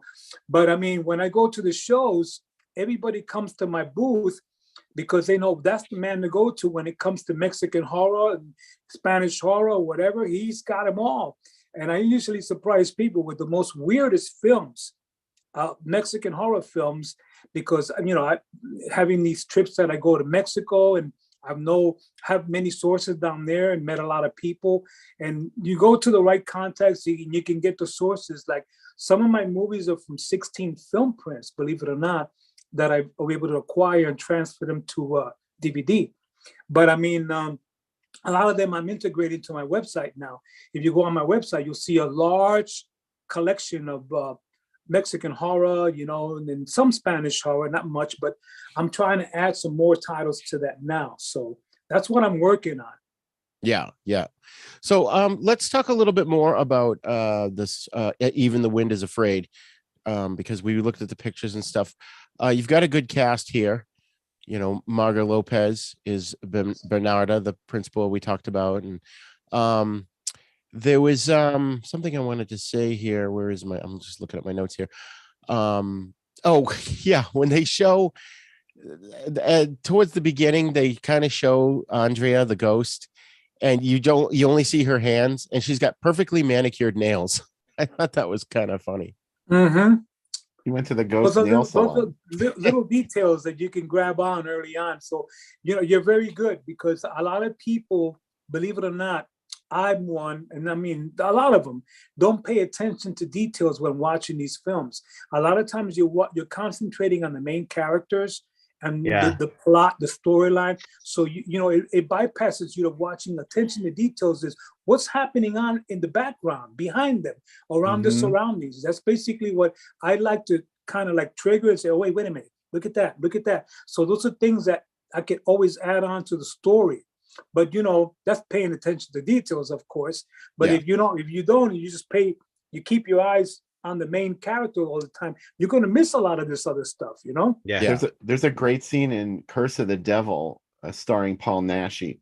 Oh yeah, that's a good where one. there's a great scene in somebody's kitchen, and there's like this slow pan over their kitchen. You could see all the stuff that they have, all the spices and everything they have stored there. And I love that part because it gives it authenticity.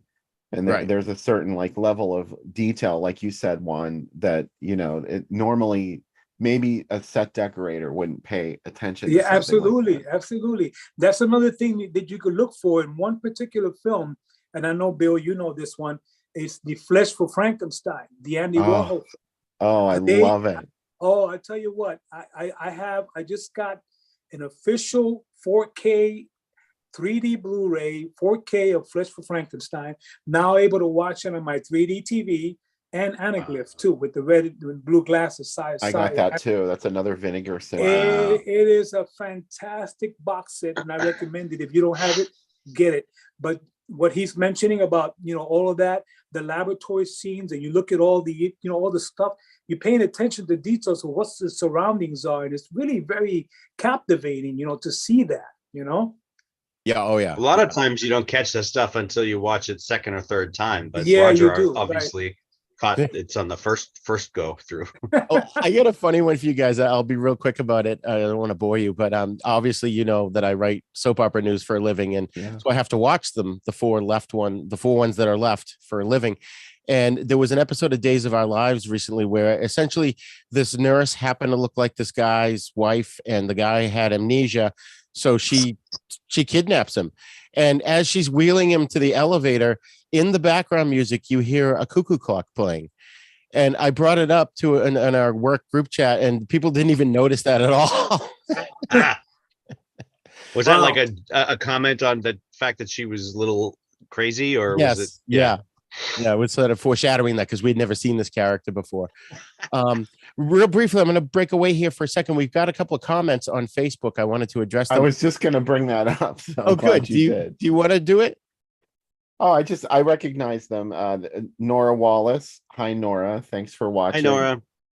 And, hi, Nora. Hey, Nora. She says, absolutely loving this. Have new movies to seek out. So awesome. we're spreading the word. Yep. Awesome. And Frank Polvino. Nice to see you, Frank. And hey, Frank. It's nice to see you. No, Frank and Nora watched the Drive-In Asylum double feature on Saturday nights. That's the show I do with Sam Panico, who unfortunately couldn't be here tonight. Right. And I'm really sad about it because he's super huge into Mexican and Spanish films, and wow, he knows a lot more about it than I ever will. So wow. And Frank was talking about our conversation about the drive-ins, the pairings of the films. And he said sometimes the gang might want to linger a bit spinning, then show up in time for the second show. The first show is just the appetizer. He had a question here, actually, Juan. Are there themes that are unique to Mexican horror? That's a good question. You talking about musical themes, or what kind of themes? Any kind of theme, like a thematic element of the story. Okay. Well, basically, yes, there is many of them. And this was a big thing throughout the 1950s, because when they were doing, I'll give you a good prime example of that, the themes that the APSA Corporation do, which was Alfredo and Abel Salazar's production company, when they did all the horror films. They used many different, the themes that they used to prologue their films, one after the other, either from the Brainiac to El Vampiro to El Ataúd to the Witch's Mirror, to any of those. Even before that, I'm talking about, I'll give you a good example, 1933, 1934, when they did the Phantom of the Monastery, which is the Phantom of the Convent. And then in 34, they did the two monks, Los Dos Monjes. Those are the two monastery, quote unquote, horror movies, the first ones to come out besides La Llorona, because La Llorona, the original Llorona, was in 33. So the themes that they prologue to them were very, very enticing to, oh, this is a film that I have to go see. They use musical scoring a lot for the themes. In other words, the elements of using one of those musical instruments, The Theremin, yeah. theremin. They use the theremin a lot, and all these themes. They a lot of them had musical scores. Just with the music alone would entice people as a theme to. Well, let me go see if I'll go watch that one. That looks like it's pretty good. And then they incorporated later on in the late 50s and early 60s. They use these tremendous themes, upcoming and highlighting the coming attractions of these films with the scores. So, I mean, yeah, I would say that Mexico was very influential in that. They were. Oh, yeah. They were. Awesome. All right. So getting back to the film here, I wanted to bring up the character of Josefina because I couldn't stand her. She's the one that wants to tell on everybody. Yeah, she was annoying at first, but she kind of calmed down toward the second half. Yes. But yeah, she was kind of. It seems like Josefina wanted to take over the school in a way, because she was like very pro for the, the principal, and whatever she said she would do. And when, I'll do whatever she says and whatever she wants, but I'm going to be just as strict as you with the girls. And she was a big PIA, to tell you the truth. Yeah. Now, I wanted to bring up Raul LaVista did the music of this, and he's got, at least according to IMDb, he's got 345 credits to his belt. And the music too much. Yeah. Too much. Music in this film reminded me of Hoyt Curtin, who did the music from Battle of the Planets. I don't know if you know. Okay. A lot of flutes and oboes I was noticing. Yeah. Uh-huh. I remember during the opening credits thinking, like, right away, I liked the music. Yes. Mm-hmm. Can you tell us anything about Raul? No, Raul LaVista was his musical. I would say that Raul LaVista could be considered like maybe the Max Steiner of Mexican music. Max Steiner was big, Max Steiner, of course, in the 1930s, 40s. LaVista, he covered every genre of Mexican films throughout the 1940s, 50s, 60s.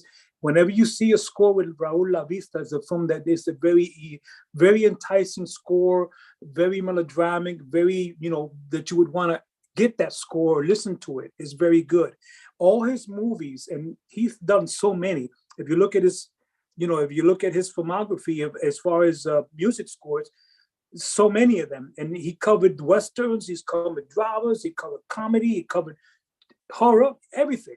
So, I mean, to have him there, whenever you see his name roll up in the credits as music by, it's almost like listening to the music of, I would say, remember Time After Time with Roddy McDowell? Yes.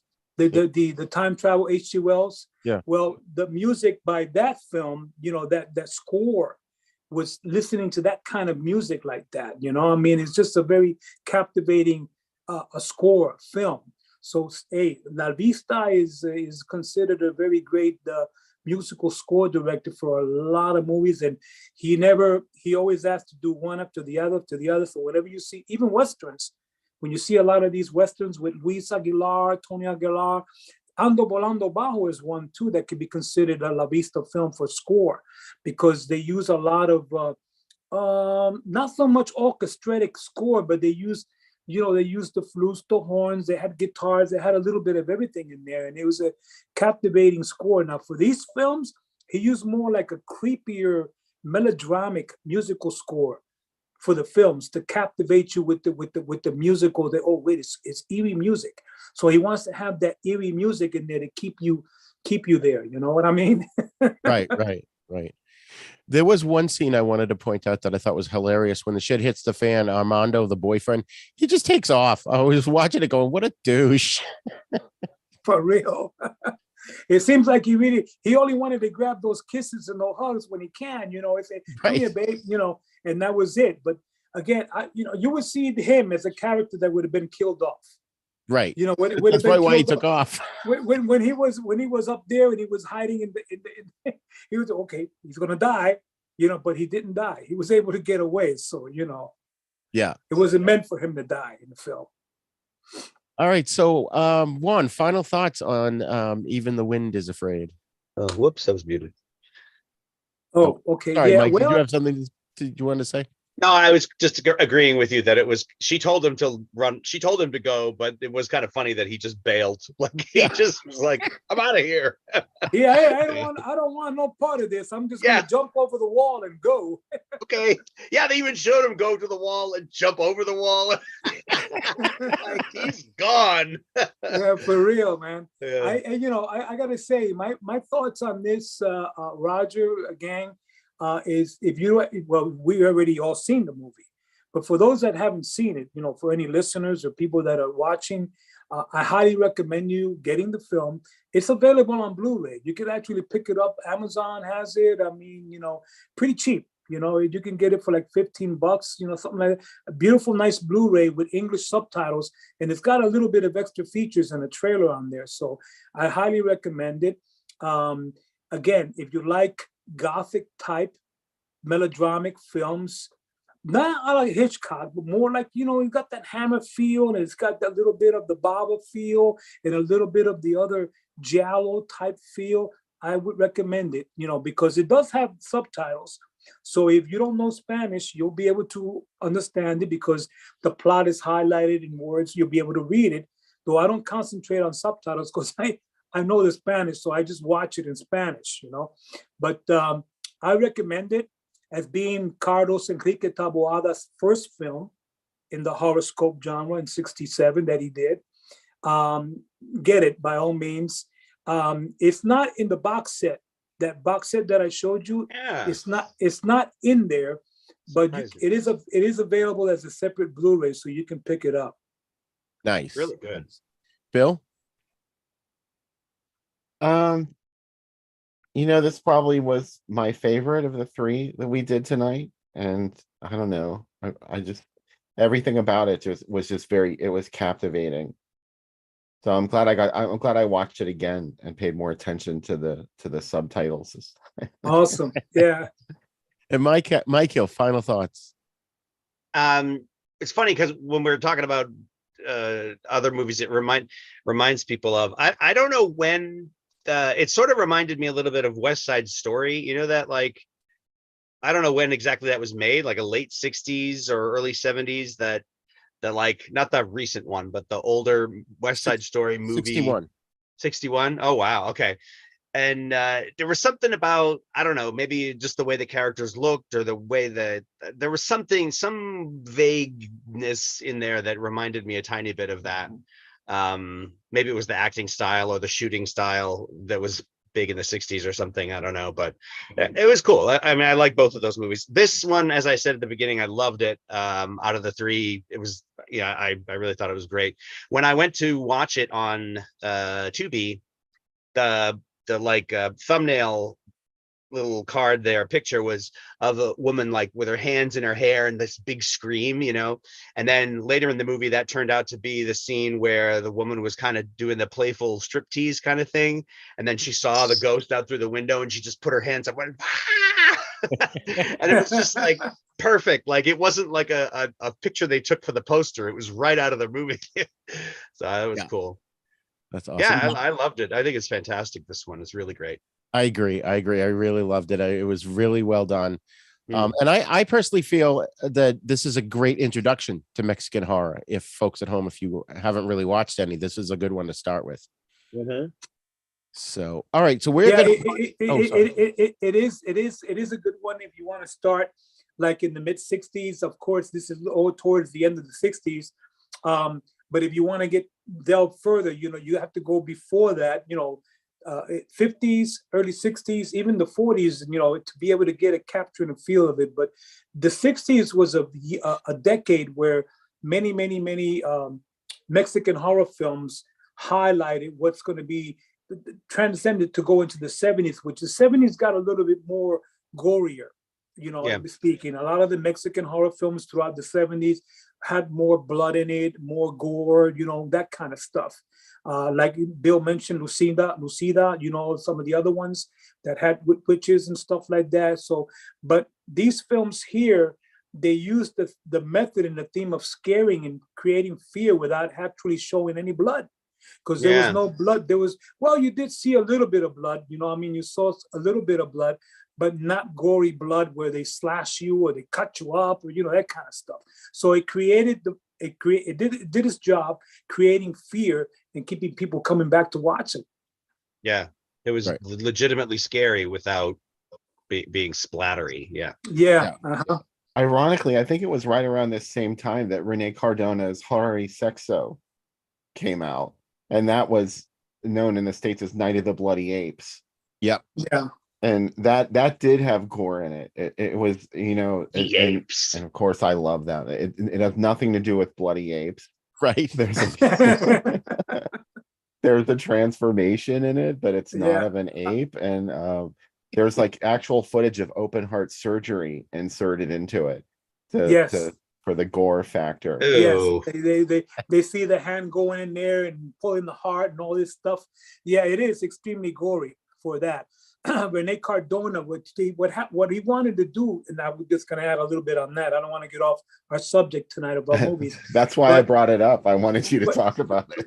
but the thing about it is, you have to really watch the very first movie to lead up to that one that he mentioned, Bill, which was the Doctor of Doom, which was from 1966, the very first lucha libre wrestling film with the Doctor of Doom, which later on wanted to do the transplant of brains from the luchadors.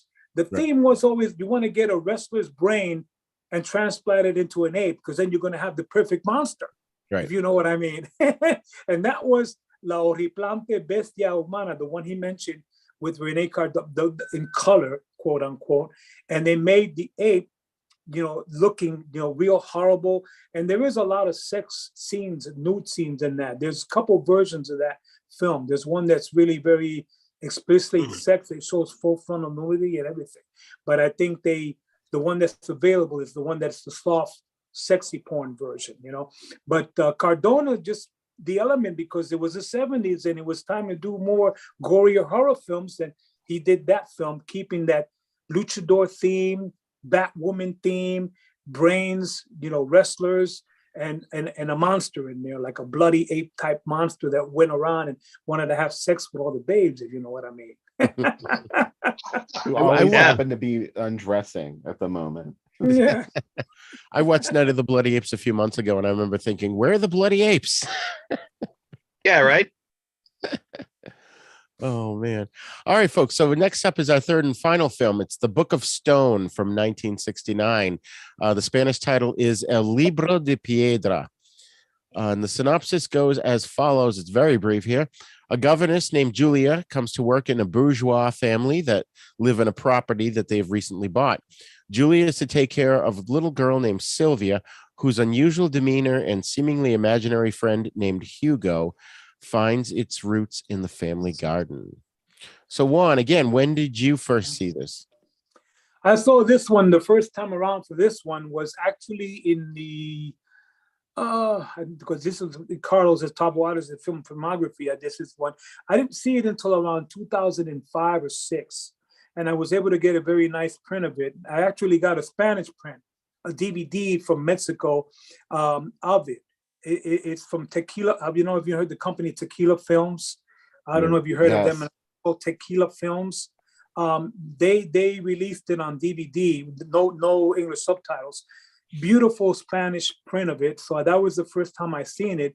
Very impressed, because again, I watched it twice because I wanted to see. I got the feel that here is Taboada again, creating that same thing, using the characters of children, because in all the movies it was all either young girls or children to create the melodramatic gothic horror type scenes in the film.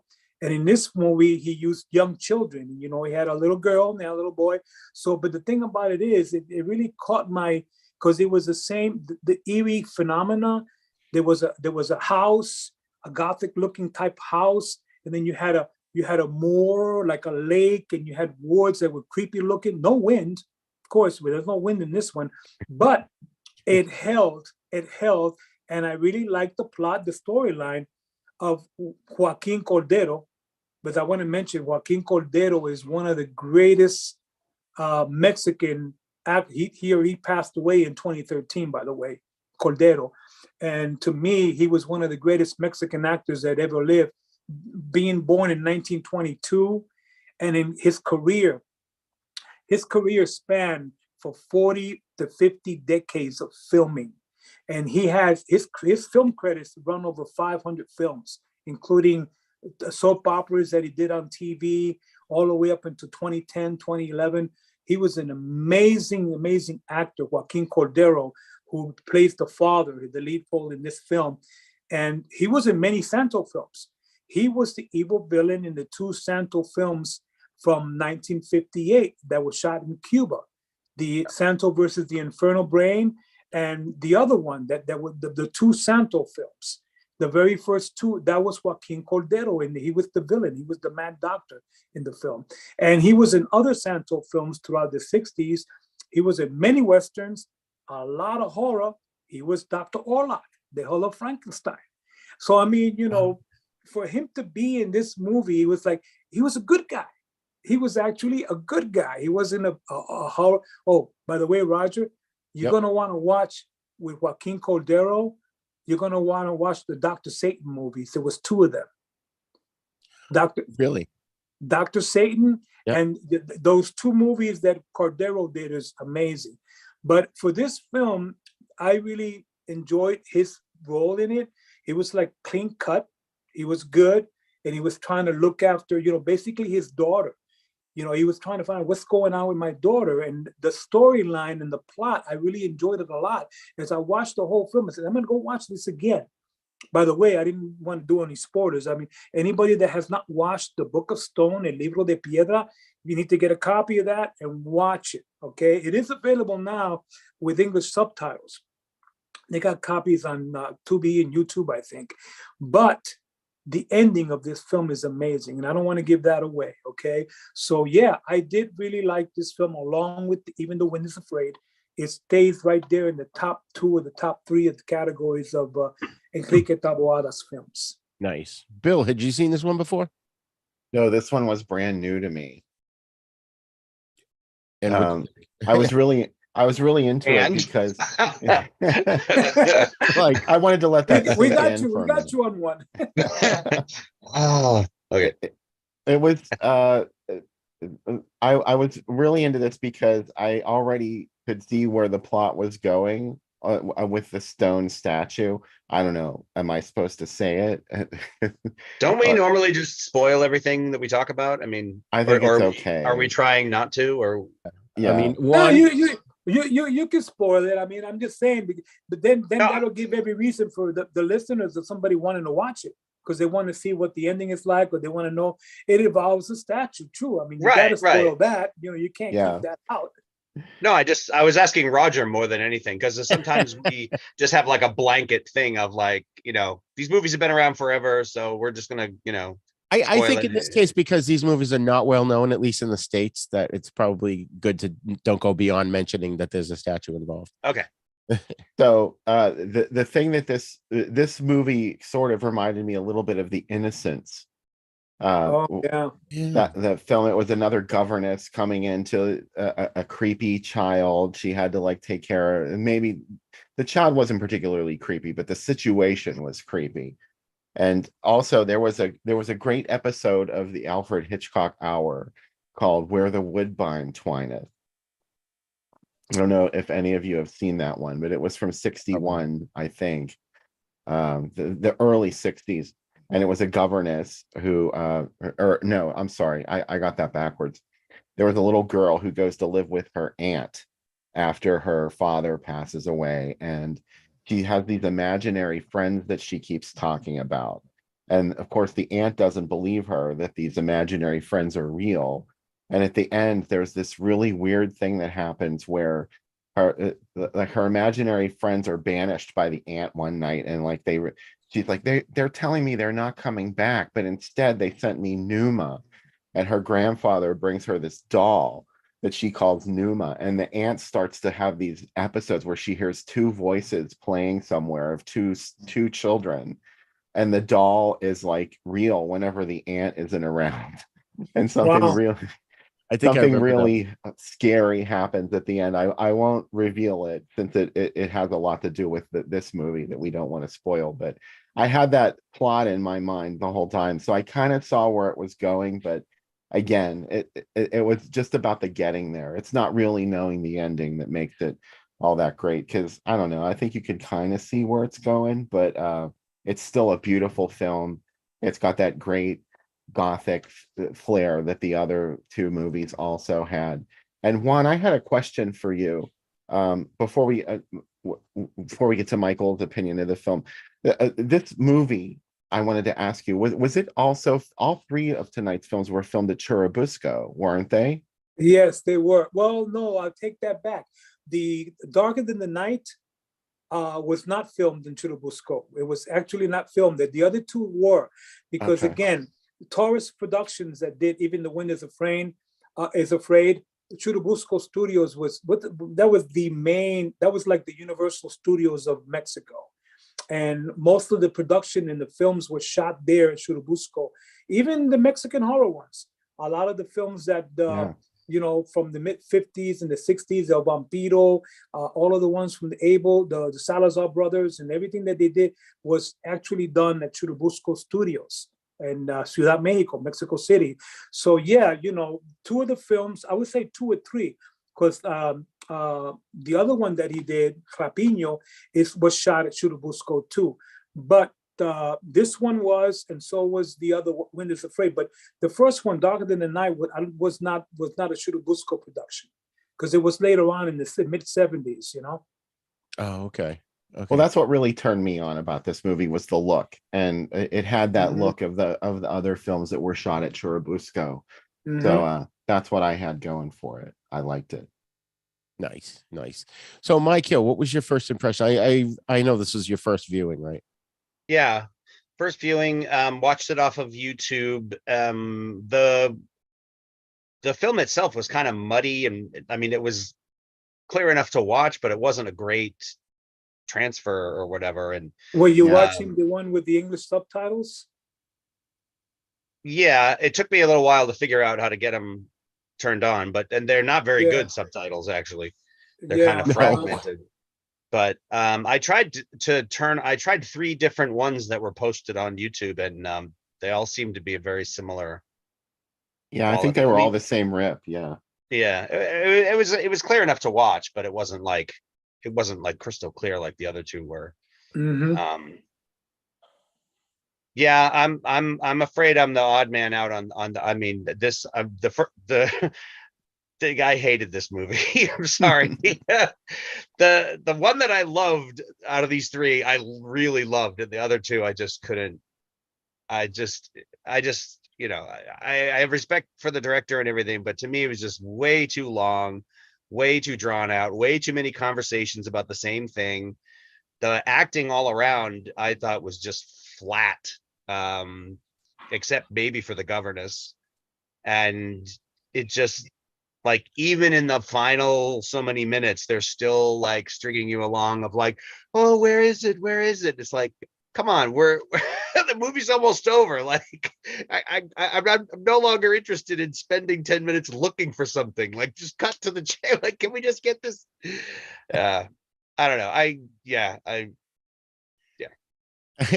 enjoyed it. Didn't work for me. Like you said, the print was very muddy. It was very difficult to see, and the subtitles were horrific. But I think for me, the movie still shined through all that, and that's what I liked about it, was that I enjoyed it particularly.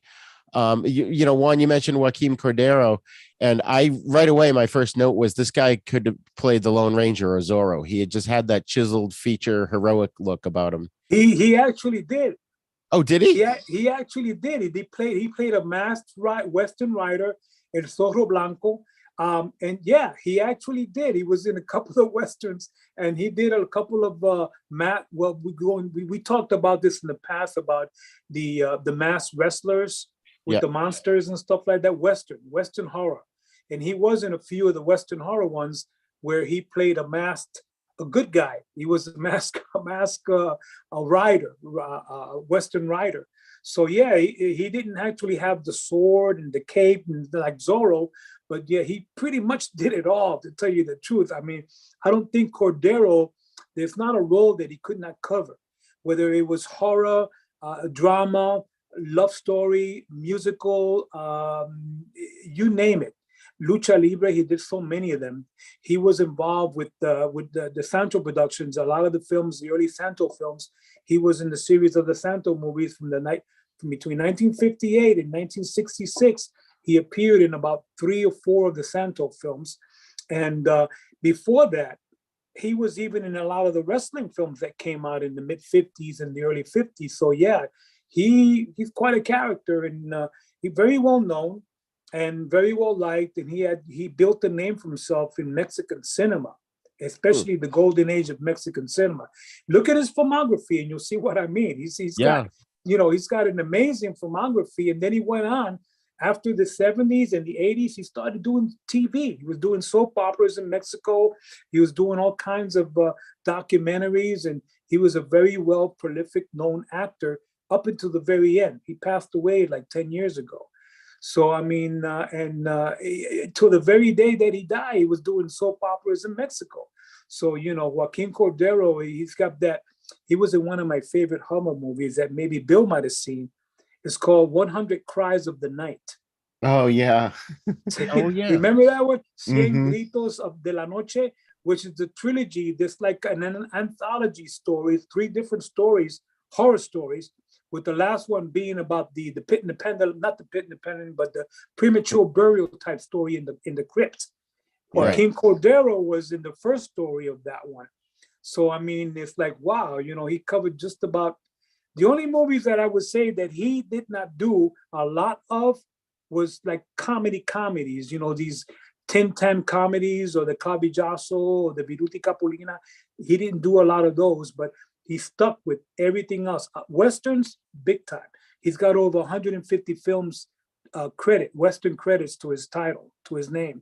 So there you go. I mean, he's and if you look at him in this movie as the real serious father, stern, very wanting to take care of his daughter and the love for his wife, and how he had the governors come and wanted to watch her and everything, and he wanted to make sure that everything went through.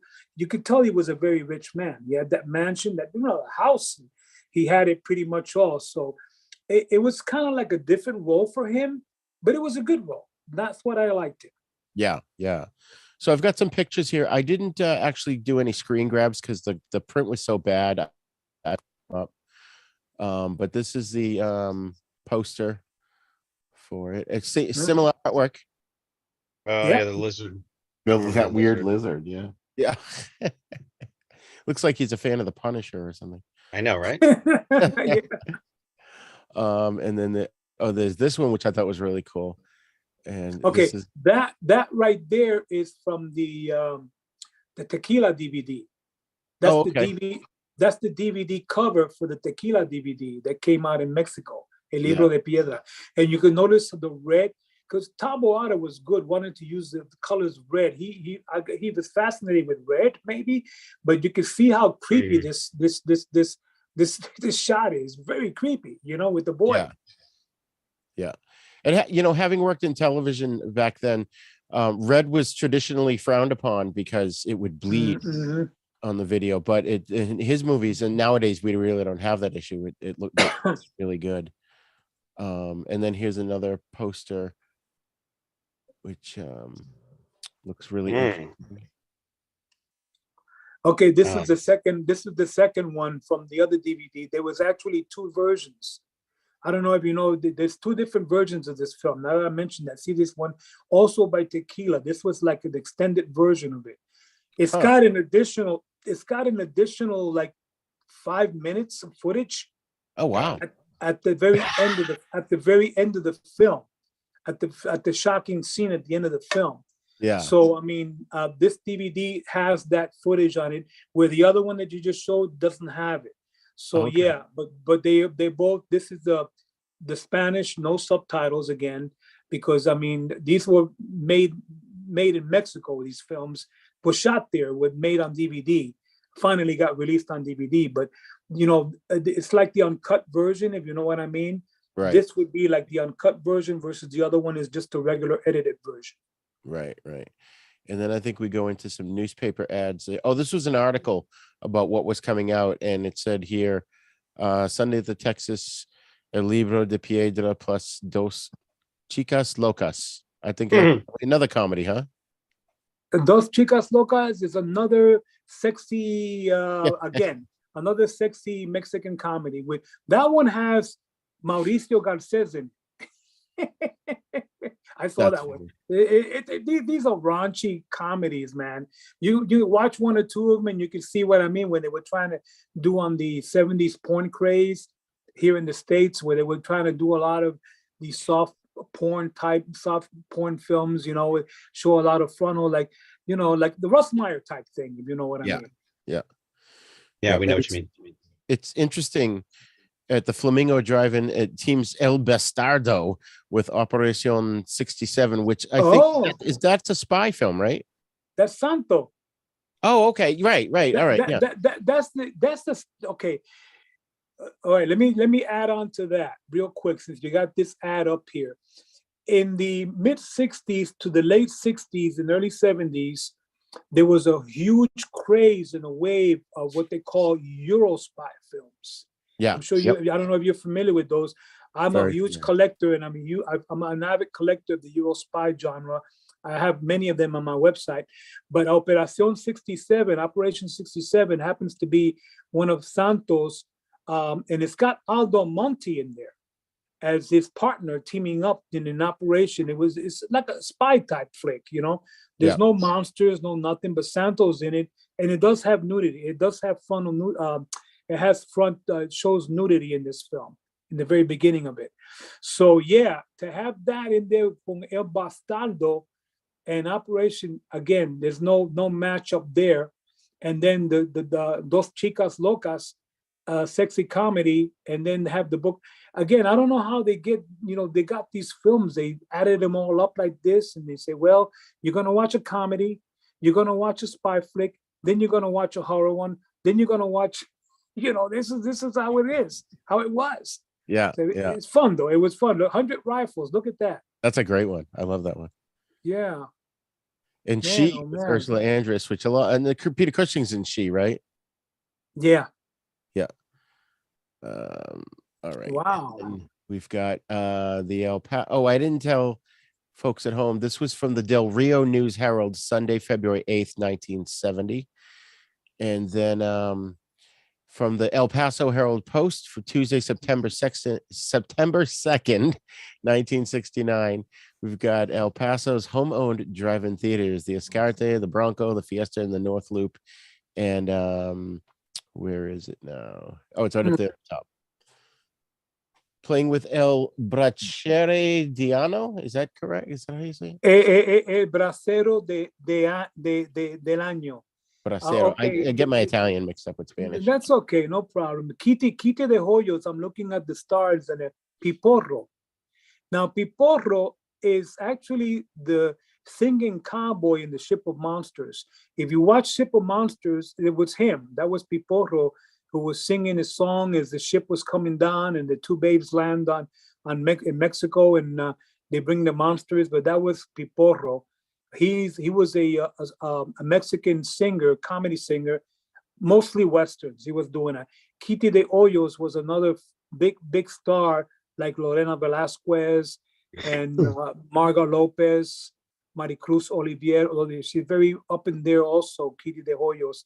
So yeah, they that right there is more like a romantic comedy, Bracero del Año. It's not a sexy comedy, but it's more like a romantic comedy. Oh, okay. We teamed it up with the Book of Stone, which is kind of like unique how they did that. It looks like they're trying to break people's wallets here with the hiking up the price 50 cents to $2. $2. Wow. I love this though here with the Gone with the Wind they're playing. The show starts at 8:15, but be in by 10 to see the complete show. Oh wow. Yeah. That's Chitty Chitty Bang Bang. Yep. Wow. And the Hellfighters, which we'll probably be covering at some point on the East Meets the West. plus Coogan's Bluff. Wow, man, that's pretty good. The Private Navy of Sergeant Farrell, man, with Bob Hope and Phyllis Yeah. Diller. Wow. So there's a combo right there. Yeah, that is a good combo. All right, and then we've got the Brownsville Herald, Monday, February 16th, 1970. As we established, Brownsville is in Texas, and we've got 3 films por mis pistolas. I think that's a Western, right? Obviously. That's Cantinflas. They that's the one I talked about in the other ad that you did. Oh, for the okay. other film. That's Por Mis Pistolas is Cantinflas, and the Pacto Diabólico and Cuatro Copas is another Western. That's like a musical Western. Cuatro Copas is a ranchero Western where they do a lot of singing, mariachi singing and stuff throughout the whole movie. Uh-huh. And then on the bottom, Padre Pistolas is another comedy Western. And that one has Piporro in it. The guy that's in the other ad that you were showing, I mentioned Piporro. He's Padre Pistolas. Oh, all right. Yeah, pretty interesting the way they categorize and put these films together to show them as double or triple features at the drive-in. What's Tu y la Mentira? Tu y la Mentira is a melodrama, Mexican melodrama. Okay. Mm-hmm. Mentira is lie, right? Lie. Yeah, you and the lie. Interesting. And all right, the next one is also from the Brownsville, the Ruenes. I guess that's it. It's in color, thankfully. Oh, they're only charging $1 to get in, so that's pretty cool. Wow. A bargain. And here's a cool one. This was I took the whole thing with the Palace. They were showing Marlowe, and then last summer, and then in Spanish night they had El Libro de Piedra, and then you get some adults only here, The Miracle of Love and Of Beds and Broads. It's rated R though. Yeah. Of Beds and Broads. God, you're in the Tiger and the Pussycat. Oh, Lady in Cement. That's a Frank Sinatra and Dan Blocker film. I love the soundtrack to that movie. I have it on CD. Raquel West. Raquel is in there. Rachel Welsh. Yes, Rachel Welsh is in a Rachel Welsh is in that with a CH. That's yeah, she's in that, right? Yeah, she is. Yeah, and that basically that's Frank Sinatra's a detective, and they find a lady whose feet are in cement at the bottom of this lake or something, and that's okay. He did two movies. It was actually 2 movies following his character of Tony Rome. Right. Yeah, right. He was Tony Rome, but it's a good ad. I mean, it's got a lot of good ones on there. I mean, Lady in Cement's got a Lalo Schifrin soundtrack, so it's. Oh yeah, I love that. All right, and then we will stop the sharing and we are back. Call up my notes here. So so the video was poor on YouTube. I'm definitely going to seek out the DVD at some point down the line. But one thing I found online, it said the movie was well received by both public and the critics. It was considered one of the best horror films in Mexican cinema and one of the few horror films from the 60s to actually be scary. Carlos Enrique Taboada, who wrote and directed the movie, received praise for the film being called a masterpiece for the way the movie opted out of the gore style of horror, but instead made viewers envision the psychological horror concepts throughout the film, making all the jump scares and ghost appearances at the end of the film even more frightening. And this is another one that had great late 60s styles in it, with the hair and the clothes. I really enjoyed that. Mm-hmm. Did you guys? Oh, go ahead.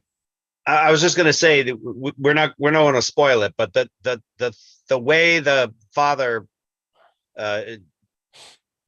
seems to finally deal with the problem toward the end is like, I was like yelling at the screen for him to do that like a half an hour before. Like, just do that. Just do that. Just do that. And finally I'm like, well, should we? It might be a good idea. Well, it might upset her. Well, we don't know. And I'm like, just do it. But of course it was more dramatic than what he finally did. Yeah, no, you're right there. I got to mention that the idea of if you watch throughout halfway through the film, you eventually get the notion that you gotta the obsession that that Sylvia has on that statue, on that boy, Hugo. His name was Hugo. Everything was Hugo. Hugo this, Hugo that.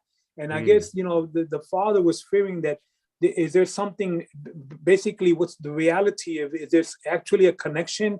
And they tell a little brief story halfway through the film on how the statue was acquired in that property from in Austria, and it was belonged to the father like 300 years ago.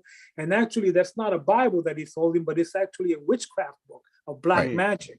Yeah. So, I mean, it tells you that little subplot on there that kind of lets you know, okay, so that's why Hugo's up there with the book. He's kind of protecting, the property or the area, whatever it is. And then Sylvia is intrigued because he comes to life to her only. And he plays with her, he talks to her, he sees her, and nobody else can see him. But then at the very end, they give it away. They show actually Hugo, and then the father gets really mad, and he wants to go and he just want to get rid of the statue. Let's just take it away, drive it away, get rid of it. But they really can't. The thing weighs like 5 tons. I mean, the only other thing to do is like what you were saying. Okay, let's just beat the hell out of it and blow it to bits, with a hammer. And that's exactly what he did. Yeah. And then for what? For the terms, in the end, it turns out that Hugo still got his revenge. Yes. I did like the rear view mirror bit where the uncle or the godfather, Sylvia's godfather, was going to drive and get some guys to help him remove the statue. Exactly. And he looks in the rear view mirror and he sees the boy's face and he crashes and the car explodes. I was like, oh boy. Now the actor, that actor, Aldo Monti. Aldo Monti. He was in Santo and the Treasure. He was Dracula in Santo versus the Treasure of Dracula. Okay, that's him. That's Aldo Monti. And right. He was also in the Operation 67 spy movie. He was also in many other films throughout the 70s and the 60s, but he's very well known for the Treasure of Dracula or Vampiro y el Sexo, which is the sexy version of that movie. And he was Count Dracula. So, you see him playing Dracula, and you see him in this movie as a kind of like a good guy wanting to save the day. And then he lands up getting killed. I said, whoa, Didn't you guys think he looked like George Lazenby? That's what I thought. Yeah. By a certain angle, with that sideburn that he had coming down the side that looked real big. Yeah, I would say so. I liked the plot point of introducing his character into the movie. I thought it was really good. There's one scene where him and the father are having a conversation while they're playing chess. And the whole scene just seemed very natural, that it was, it reminded me of one of the reasons I first liked Pulp Fiction was because it was like assassins doing their job, but they're having a regular conversation while they're doing it, and in this, it was like, they're having this intense conversation, but they're playing chess at the same time, Right. For me, I thought the movie, like Mike said, it kind of did drag a little bit, and it wasn't until about 20 minutes in, there's a moment where the father's wife tells Julia that she's scared of Sylvia, and that for me kind of locked me in. I was like, oh, okay, that's kind of like, I just got goosebumps now. I want to know why she's afraid of the daughter, So I thought that was good. And the roof scene, my God, that was harrowing. Oh, yeah. I know. I was the whole time I was like, lady, are you crazy? What are you doing? Call the fire department, have them bring the ladder truck, even if it takes 3 hours. Go change your shoes or something. You're going to die. Yeah, for real. No, and then at first I thought the girl was trying to trick her into coming up that high so that, so that she would fall. He could push her off or something. Yeah. I didn't trust what I thought too. Yeah. I thought that too. But I thought the character of Julia was good. Although throughout the film, until I looked up the credits, I thought she was the lady that played the vice principal in the other movie. But I like the fact that Julia doesn't treat Sylvia like she's crazy. She, she doesn't talk down to her. She talks on her level. And that's how she's able to make friends with her, because the girl right off the bat didn't want anything to do with her. Right. True. Yeah. No, that's Marga Lopez. Again, Taboada picked Lopez to do this film like the other one. You figure, well, you know what? She was in Even the Windows Afraid, she was great in that role. She did a fantastic role being a stern principal of all the girls in the school. So now we're going to go ahead and have her use her again. This time around, she's going to be a governess. So she's going to be a lady that's going to be like from an institution that's going to come and help to try to help Sylvia to get out of the, whatever she's in, because they think that she's like mentally unstable. Something's wrong with her mentally. Maybe they want to put her in a mental asylum or in a psychiatric place, but it's really not that. That's not what she's trying to scope out. That Sylvia really wasn't that. It was really, she had this obsession with the statue with Hugo, and for some reason I think maybe there is some reality here where she's actually visualizing seeing him in real life and talking to this statue and this real boy Hugo, but only she can see it, nobody else can. See, right? So Margot Lopez was very good in this.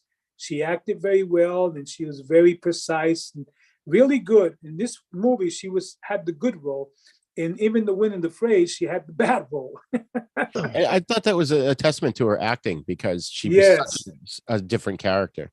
Yes. One scene that I thought was funny too was where the gardener, he doesn't want to talk about it, and the wife just tells it like it is. She's like, yeah, strange things started happening when Sylvia arrived. Yeah, for real. Yeah. And he's Finally. like, oh, be quiet, don't talk about that.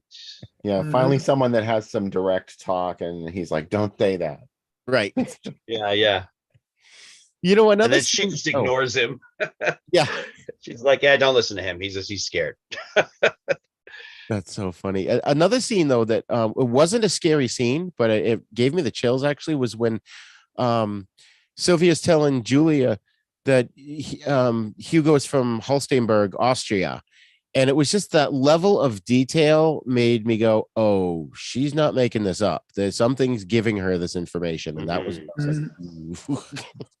Well, of course, it was Hugo all along that was telling her that. right. I mean, maybe not in statue form, but in real, when she was with him over there. That's what she liked to kept going over there to the garden, being by the statue. Because when she was there with him, he would come to life or maybe appear and actually talk with Sylvia and let her know, hey, this is who I am. This is where I'm from. This used to be our property. That used to be our mansion. My father was this, he was that. He was a warlock or whatever you want to call it. Yeah. And I'm guarding his Bible, his, the devil's book. I'm guarding it, because everybody think, oh, he's holding a Bible. But in reality, you look at it, it doesn't look like a Bible. But, anyway, it gives you your mind to think what he's holding in his hand. Is that a Bible, or is it a witchcraft book, or what is it? But anyway, by Sylvia having that relation and then transposing, letting parents know, hey, then the parents are saying, wait a minute, is she crazy?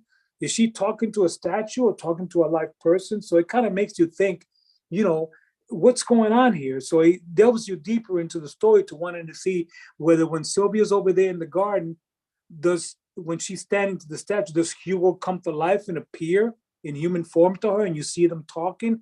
Of course, that never happens. But then you see Hugo in human form in images. In the car, you see him in the mirror, you see him in that one room, it's pitch black, and you see all of a sudden his face appears, so it's like, wow. So those are the scare points of the film. Kind of keeps you intrigued a little bit, guys, if you know what I mean. Well, yeah, I mean, Sylvia, she's learning occult from the book as well somehow, and she's making voodoo dolls that actually work, and she's drawing occult symbols on the ground and bringing lizards back to life, and right, exactly. That was really kind of chilling, I thought. We mentioned earlier about the quality of the version that was online, but I like to see movies cleaned up just as much as everybody else, but I also don't mind watching a movie that is sort of not the best quality, because that's how I remember seeing movies on TV, especially. A lot of those prints that they got for TV were beat up and the color was washed out, or else you didn't have great reception back when you had to watch something on UHF. Yeah. And it wasn't cable, and it wasn't like a crystal clear picture. There wasn't as much demand for, it was certainly not high definition. So you have to kind of look beyond that at what the actual image on the screen is, and use your imagination a little bit sometimes. I don't like when it's so dark you can't see what's happening. That's a bummer. Right. This I movie, Yeah, agree. I'm kind of with you. I'm not really a big fan of high definition, like super, super crazy, yeah, but Right. just compared, I watched this one right after Even the Wind is Afraid, and the Even the Wind was Afraid was just so like clear. And then I went to this one and it was like I was watching it through a window that had handprints all over it or something. Yeah. There was a spaghetti western. I can't remember the name of it that we did off the top of my head, but it was with Lee Van Cleef and it was on YouTube. And it was a poor quality. And Bill, it was exactly what you said. It reminded me of which I may have actually seen it late night TV at some point in the same quality. And I thought it added charm to the film because of that level of quality. Let's see if there's anything else I wanted to okay, so we've already kind of covered all that. I don't want, like you said, we don't want to get too much into it. So anything further you guys want to talk about this film, Juan? Well, I mean, pretty much everybody, we've all talked pretty much the whole movie, except for the final ending scene there, which, I didn't want to give away, but if you guys want to give it away, I don't care. We can give it away, but that'll entice somebody to want to get the film and watch it and watch that ending, the last scene, because everybody wants to know, well, what's going to happen with Sylvia? What is happening? What's going to happen with Sylvia at the end? Overall, we know Hugo's a statue. He's in the garden. They tore him the pieces. His head comes chopping off the statue. So now you got Hugo in pieces and Sylvia's crying and, oh, my Hugo. So what's going to happen to Sylvia, right?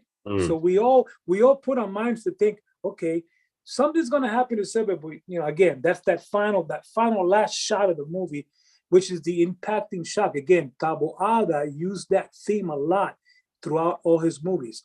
He used it in Even the Wind is Afraid at the very end. When Margot Lopez went up there and all of a sudden, boom, guess who's hanging down now? So, I mean, it's like the fear, the shocking, okay, the bad one is going to get it at the end, but then Sylvia was a good girl. She wasn't evil. She wasn't bad. She just wanted to be with Hugo. So now, of course, there's always going to be a solution to that problem at the very end when they finally see the last scene. But overall, I would rate the movie right in there with Even the Wind is Afraid, because they're like back to back, believe it or not. 67, 68, there was the following year that Taboada did the film. He wanted to keep that same feel and look to the movies with that movie. And then, of course, with what was going on in Mexico, with everything else, where he couldn't continue to do, he was going to do others. Between 68 and 70, 71, there was a casting. He was scheduled to do 3 more films, but he never did them. He just went hiatus until 1975, when he finally did. He actually did Rapiña first. He did Rapiña in 1975, and guys, Rapiña is an excellent movie. You got to watch Rapiña. I'm gonna recommend it to you, Roger, and to Bill, and to you guys, because it is a movie that is away from these other ones that we talked about tonight. It's involving men this time. It's not involving young girls, little children. It's involving men. Okay, it's involving 2 woodcutters, and that is what's his name? Herman Robles. Okay. Okay. And Herman Robles, who plays El Vampiro, he's in Rapiño, and so is Ignacio Lopez Tarso, who plays also. If you remember the movie Macario, he was in Macario. So, I mean, Rapiña has got a gothic story to it about woodcutters having to do with the plane crashing down. The people are dead on the plane. They find the plane, but that plane had rich people on it, with all the belongings being rich. They had a lot of riches. So these poor woodcutters, they find the plane and they steal the loot. They take everything off the bodies, and I'm not going to spoil it after that. Well, guess what happens to the woodcutters afterwards? So it's a good film. Again, Taboada did Rapiña, and then he went to do More Darker Than the Night, or the one about Bagheera the cat. He did that one, and then he took that long hiatus to 84, where he did the final film, which is Poison for the Fairies. And Poison for the Fairies, I wasn't too thrilled. like I would have been about these films, because it was his last film and he didn't really, again, there was involvement with children. It was about two young girls, it was witchcraft and everything. He still had the touch, but it wasn't as quite as good as it was with these films that we talked about tonight. So yeah, I'm gonna, make the recommendation. If you guys can get the box set, the Taboada box set, and check those out. They're beautiful, gorgeous 4K prints restored, more darker than the night. And of course, the Poison for the Fairies is on there, so you'll be able to see that. And Rapiña. Well, Rapiña it's never been released. This is the first time it had an official release on Blu-ray. So I'm going to highly recommend that. And any of the other ones that Taboada did, because he did a few other ones before he went in to do even The Wind is Afraid. In 64, 63, there was a couple other films that he did, but it wasn't horror, like gothic horror, like we're talking about tonight. It was more like, like mystery, drama, that kind of stuff, What's the fairies one about? Poison for the Fairies. It's a gothic story about two little young girls. Supposedly one of them is a witch reborn in the body of a little girl. It's a witch. It's a witchcraft story. It's got a lot of witchcraft stuff. And the girl, it comes is a human form. She's a little girl and she befriends this other little girl. And throughout the whole movie, they have this friendship. And then she's trying to entice her to come and visit where she lives, which is this really creepy looking cottage. And they have like all stuff like witch kind of stuff, like a cauldron and this stuff. You see a cauldron, hey, something's not right here. So, but anyway, it's a very complex plot that at the end of the film, it has an amazing end, which I'm not going to tell you to that one. But it's involving the story about the two young girls and how one delves into the witchcraft. She's trying to teach the others the elements of what the dark magic, the dark witchcraft things and what you do and spells and all this stuff. So that's what Poison for the Fairies is all about on that one. Interesting. So Bill just sent me a picture and another movie ad. I'm going to put it up on the screen here. And then Bill, if you want to take it away. I just wanted Juan to see this one because we talked about it earlier. Oh, there it is. Awesome. The only reason I know this movie is because they showed it on Chiller Theater in Pittsburgh sometime in the 1970s or even maybe the early 80s. Wow. That's awesome. That's it. The English title is 100 Cries of Terror. Yes, right. That's it. Cien Gritos. It's a trilogy. It's an anthology movie. It's got 3 stories in it. And actually, the first one was pretty creepy. It was really good with Joaquin Cordero's in the first one. And then the other one, the second one, so. But the third one, the one about the premature burial, that one was pretty good. The last one. But yeah, it is. It is kind of creepy. And then the music to this film is, oh my God, it's really creepy. So yeah, I recommend watching Cien Gritos, 100 Cries of Terror. That's another great Mexican. I don't recommend the one on the bottom though. Too much. Dos gallina and dos gallo. That's 2 chickens and two hens. Yeah, I was gonna say 2 roosters and 2 hens. And the guys there, that's Jorge Negrete and that's Miguel Aceves. The guy on the right there, he's a mariachi singer. And then Maria Duval, she was in a couple of Santo movies, Maria Duval. So yeah, Dos Gallos and Dos Gallinas not recommended. But again, look at the combination. They're giving you a horror movie, and then they're giving you a mariachi, a Western singing mariachi musical movie, plus co-hit. Boy, what a combo. Thanks for showing that, Bill. Certainly. That's awesome. I have a whole folder of ads I'm going to send you, Juan. They're all cool. like that.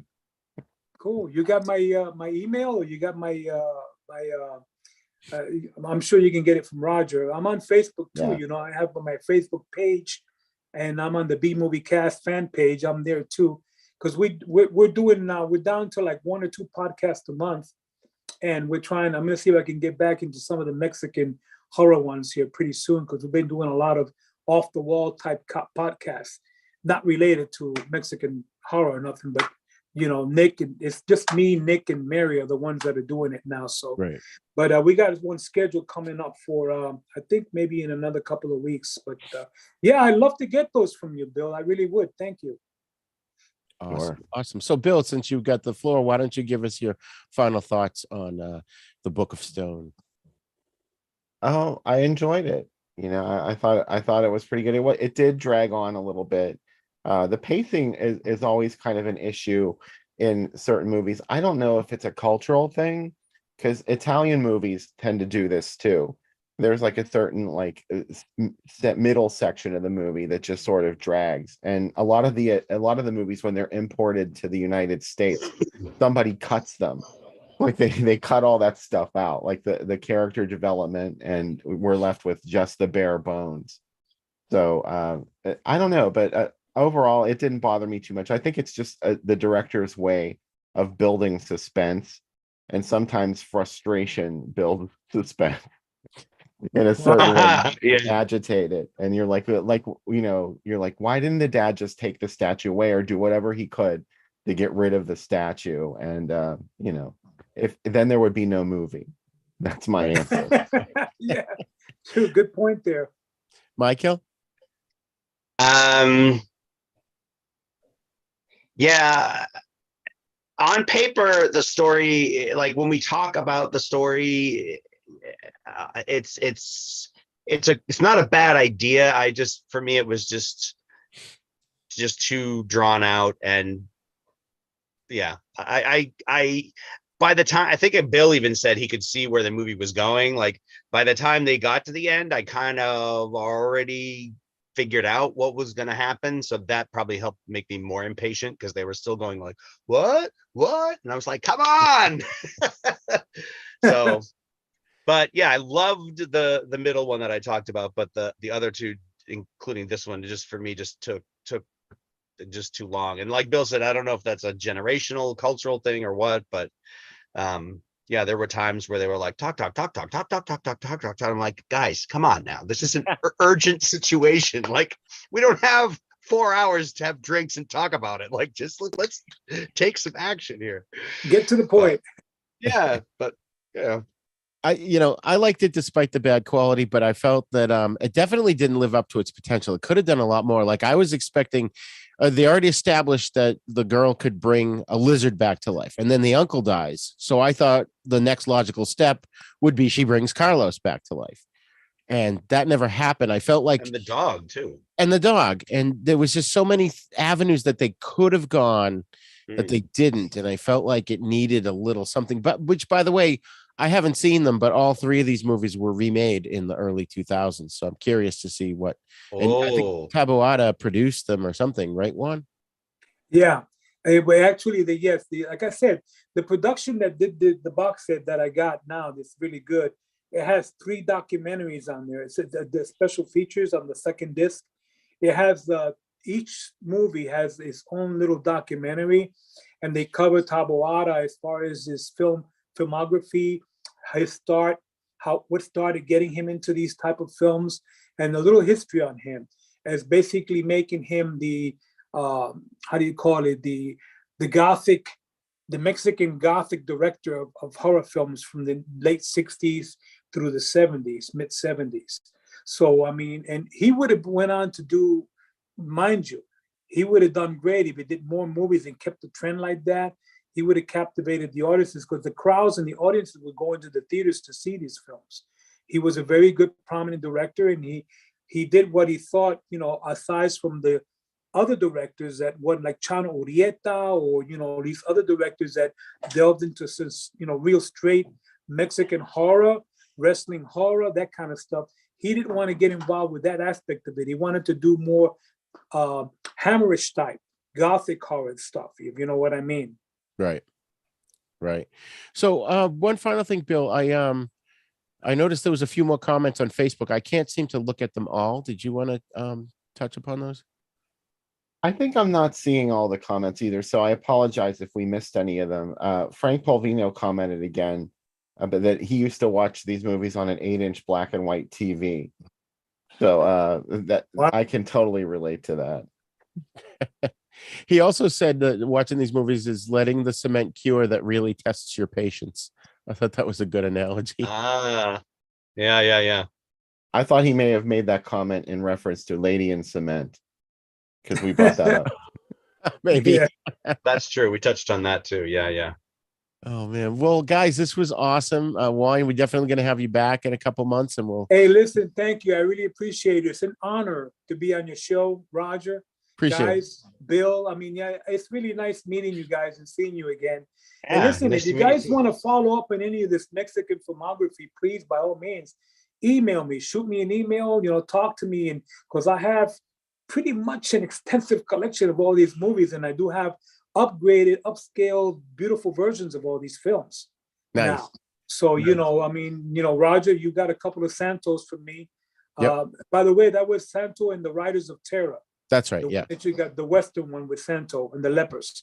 But I mean, any of these other, because I have all 52 of Santo's films. He did 52 of them, and I have 52 of them. I have every single Santo film that was made. The Mexican horror ones I cover from the early 1950s, 54, all the way up through 68, 67, in all the genres. And there's even the sci-fi ones that came out, because Mexico did a lot of good sci-fi. Yep. The Ship of Monsters is one example, but there was other sci-fis that they did that were pretty good, and Yep. other horror films that involved vampires, werewolves, zombies. They were there. But a lot of people don't know, because, I mean, you have to do the research, since I've been doing this for the last, 25 years plus, 20, 30 years. I mean, and it's just a fascination that I really enjoy these films, not because I'm Spanish, and I know the language, but it's just a genre that K. Gordon Murray in the late 50s, early 60s brought it here to the States for late night showing on Chiller Theater, late night TV on Friday and Saturdays. But he only did the Salazar films, and he did the Santo movies, but he didn't do them all. He Right. didn't do none of these, and he didn't do none of the other ones. So There was a few Neutron movies that played on TV here. yes, there was 6 different Neutron films that were excellent. I would love to talk about those one day. Yeah. But again, Neutron is another masked wrestler that he was like a masked wrestler, secret agent type, and he fought monsters, zombies, and a little bit of everything. So yeah, that's another series that went on through the early 60s too. That just sounds so awesome. That's what I'm telling you. Yeah. Once you Like- once you get into it, you start watching these films, man, you get hooked, because Yeah. you say, man, It's like pretty eating damn Pringles. good. You just can't eat one. Yeah, I just right. There's always something more to discover too. Like there are so many movies out there to be discovered. Just when you think you found the last one, there's a whole new genre you never even considered. Oh I yeah. gotta tell you real quick about two films that I finally was able to get nice subtitles on them. I have a company in California that does subtitling on certain movies that I want to get subtitled, because they're demanding them from me from the shows and conventions. People are asking me, I want to get this film, but I want to get it with English subtitles. So, Ship of Monsters was one of them. That was one of the first ones that I did. Hello? Yep. Hello? My battery's running low. I'll make it quick. But Okay. anyway, yeah, that was one of them. And there was 2 other films called The Infernal Face and The Incredible Dr. O, which has to do about a 300-year-old vampire that comes to life in modern day. And he has a little boy with him. His son he's called Bat Boy. And his fangs, they go all the way down here. So that's one that you got to really watch, man. You get a good creep out of that one. So that's it. That's my take for right now. That's awesome. That's awesome. Yeah, Michael, I just want to tell you real briefly. So these Mexican luchador movies, the Mexican wrestling movies, Juan's referenced a character named Santo quite a bit. And he's a real Mexican wrestler, and he plays himself in these movies. And they're just insane because first of all, the wrestlers are not allowed to take their masks off. And if someone in the ring takes their mask from them, they can never be that character again. And each of the movies, like Santos in, like we just mentioned, his character is like a spy, or he fights Dracula and the Wolfman and the Mummy and Frankenstein all at once, or he's in. It's like he's walking around with the mask on in the airport with a polo shirt on. It's awesome. Yeah, it is. That sounds like so much fun. It is so much fun. And Spencer hates them. He refuses to watch them. I Really? made him watch a couple, and he's like, I can't do that. Oh man. So we're definitely going to get you into the Mexican horror films. Yeah. All right, guys. Well, real quick, Juan, why don't you give us your online presence where people can find you? Okay, basically, you want to get a good synopsis in detail, and I got about 4 minutes of battery left here. Okay. About 4%. You can go to my website. It's www.fifthdimensionfilms.net. So when you Google it, it comes right up on top. You just click on it, go to the website, browse through there. You don't have to buy anything. Just browse, look at all my listings, my filmography there, and I give a good detailed synopsis story about each and every movie that I have on the site. So just to give you an idea, if there's any certain ones that you're interested in, don't get them from the site. Just email me or send me a text and let me know, because it's, the site is triggered in to charge high rate postage, priority mail. If you buy one movie, you're going to spend $10 for the shipping. You know what I mean? Because that's what I requested.